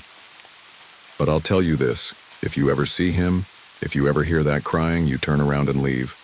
Don't go looking for him. And whatever you do, if you see red, walk away." "Red?" I asked. He didn't answer. He just stood up and walked over to the window, staring out at the darkened fields. Jason and I left soon after, but something about the way the old man spoke stuck with me. It didn't feel like just another ghost story. It felt like a warning. A week passed before Jason and I went back to that farmhouse. I don't know why we did it. Maybe it was curiosity, or maybe something about the old man's warning just sat wrong with us. Either way, we found ourselves driving down that same dirt road, the sun just beginning to set behind the hills. The farmhouse looked the same, aged, tired, like it was barely holding together. But something about the air felt different. It was heavier, thicker, like the place itself was holding its breath. Jason pulled the truck to a stop near the fence line, cutting the engine. "You hear that?" he asked. At first I thought he was messing with me, but then I heard it. A faint, distant sobbing. It came from beyond the fields, drifting on the evening breeze like a whisper. It was soft, almost rhythmic, like the kind of crying a child does when they're too exhausted to make much noise. I felt a chill crawl up my spine. "That's got to be an animal," I said, trying to convince myself more than him. Jason shook his head. "That's a kid." We sat there in silence for a moment, the sobbing continuing, never getting closer, never moving away, just there. I swallowed hard. "You remember what the old man said?" Jason exhaled sharply, gripping the steering wheel. "Yeah, but what if it's real? What if it's—" A sharp knock on the driver's side window cut him off. We both jumped. Standing outside was the old man. His face was shadowed in the dim light, but I could see the tension in his jaw. He gestured for us to roll the window down. "You two need to leave," he said the moment Jason did. Jason hesitated. "We heard something." "I know," the old man said. "That's why you need to leave." The sobbing continued, but the old man didn't even glance toward the fields. "Is it real?" I asked, my voice barely above a whisper. The old man's expression didn't change.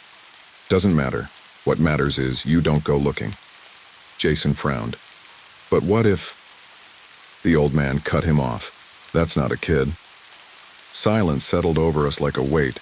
Jason and I exchanged glances. Neither of us knew what to say. Finally, the old man sighed. Go home, boys. Whatever's out there, it's been waiting a long time. Don't give it a reason to find you. Jason hesitated for only a second before starting the truck.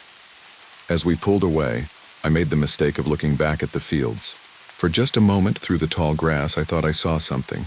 A small figure standing motionless, barely visible in the fading light. Then Jason hit the gas and the farmhouse disappeared behind us. The crying, however, stayed with me the whole ride home. I didn't sleep much that night. Even after getting home, the sound of that distant sobbing lingered in my head. It felt like it had followed me, threading itself into the silence of my room. By morning, I had convinced myself it was just my imagination, but Jason wasn't so easily shaken. He called me early, his voice unusually tense. We have to go back, he said. I sighed.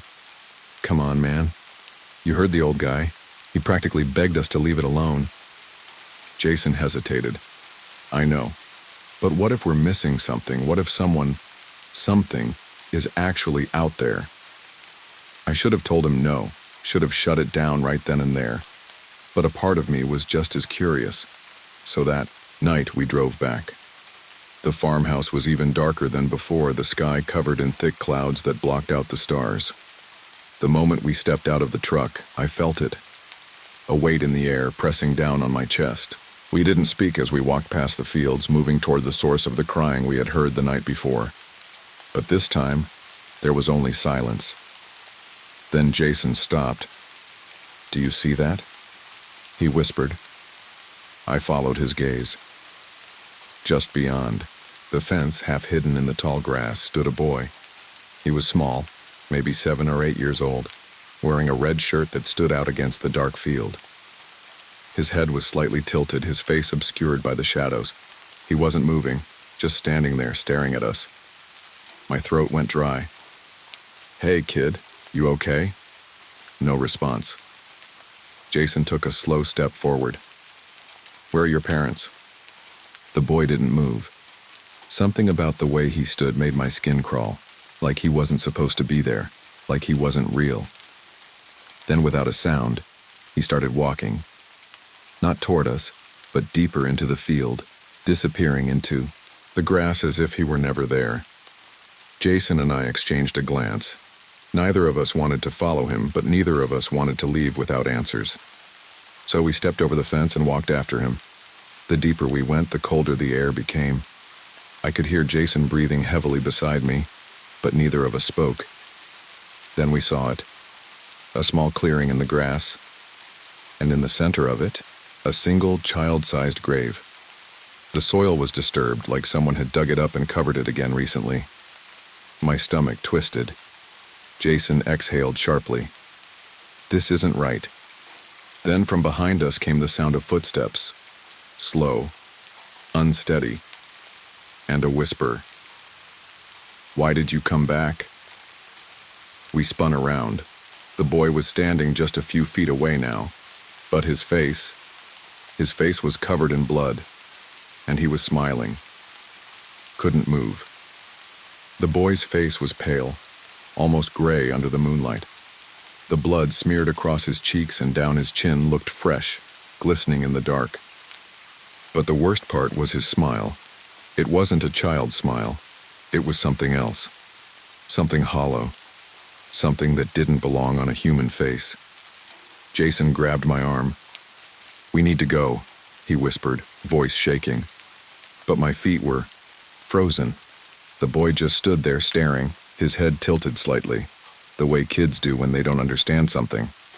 Except, this wasn't curiosity. It was amusement. Like he was waiting for something. Then he took a step toward us. My body finally reacted. I stumbled backward, nearly tripping over the uneven ground. Jason was already moving, gripping my wrist and pulling me along.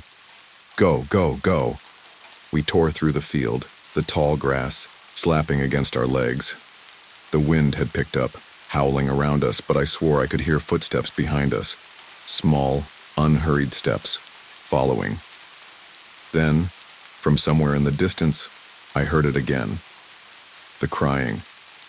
Except this time, it was louder, closer, surrounding us. We burst through the field and onto the dirt path leading back to the farmhouse. My truck was just ahead, but the headlights flickered as if struggling to stay on. Jason yanked the door handle, cursing when it wouldn't open. Then I saw movement in the reflection of the windshield. Not just one figure, dozens. They stood in the field behind us, silent, unmoving. Some looked like children, some were taller, but they all had the same expression, wide, blood-stained smiles. Jason must have seen them too because his face went pale. "Get in, now." I fumbled with my keys, hands shaking so bad I nearly dropped them. The door finally unlocked and we scrambled inside, slamming it shut just as the figures started moving. The truck wouldn't start. I turned the key again. Nothing. Jason was hyperventilating. "Come on, man, hurry up." Then a small hand pressed against my window. The boy in red. His face was inches from mine, his smile wider now, revealing teeth that were too sharp. "Stay," he whispered. The engine roared to life. I slammed my foot on the gas, tires kicking up dirt as we sped out of there. Jason kept looking back, but I didn't dare. I just kept driving. Only when we reached the main road did I finally risk a glance in the rearview mirror. The farmhouse was gone. The field was empty, like none of it had ever been there. We didn't speak for the first 10 miles. Jason sat beside me, hunched over, gripping his knees like he was trying to steady himself. My knuckles were white against the steering wheel, my heart still hammering against my ribs. The road stretched ahead, dark and empty, but my eyes kept flicking to the mirrors. I was afraid of what I'd see. When we finally hit a gas station, I pulled in and shut off the engine. The truck rattled to a stop, but my hands stayed locked around the wheel. Jason exhaled shakily beside me. Neither of us moved. Then he whispered, "That wasn't real, right?" I swallowed hard. I wanted to lie, to tell him it was just our imagination playing tricks on us, but I couldn't. "We saw it," I murmured. "We both saw it." Jason shook his head. "The farmhouse. It disappeared. Places don't just disappear." I didn't answer, because he was right. Nothing about what we saw made sense. But I also knew, deep in my gut, that if we went back, the land would be empty. No house, no red-cloaked boy, no shadowy figures in the field. Just silence. Like it had never been there at all. And yet the fear still clung to me. I rubbed at my arms, realizing I had goosebumps. The gas station's fluorescent lights buzzed overhead, but it didn't feel safe. It felt exposed. Jason reached for his phone. "I'm looking it up." I watched as he typed frantically, searching for anything about a boy in red, an old farmhouse, or murders in the area. His face paled as he scrolled. Then he turned the screen toward me. A boy was found murdered on that land. The article was dated nearly 50 years ago. A child had gone missing from a nearby town, last seen wearing a red jacket. Weeks later, his body was discovered in a field near an abandoned farmhouse. The police never solved the case. My stomach twisted. That was him. Jason's breathing turned shallow. And those other people? The ones in the field? I didn't want to answer. I didn't want to think about it. But I had a horrible feeling they were others. Lost souls. Maybe even people who had come looking for the farmhouse before us. People who never made it out. Jason shoved his phone in his pocket. "We won't talk about this again." I didn't argue. We drove home in silence. That night, I lay in bed staring at the ceiling. Sleep wouldn't come. Every time I closed my eyes, I saw that blood-stained smile, heard the whisper, "Stay." Then, just as I started to drift off, I heard it, a soft cry. It was outside my window, and when I looked, I swore I saw a flash of red disappearing into the trees.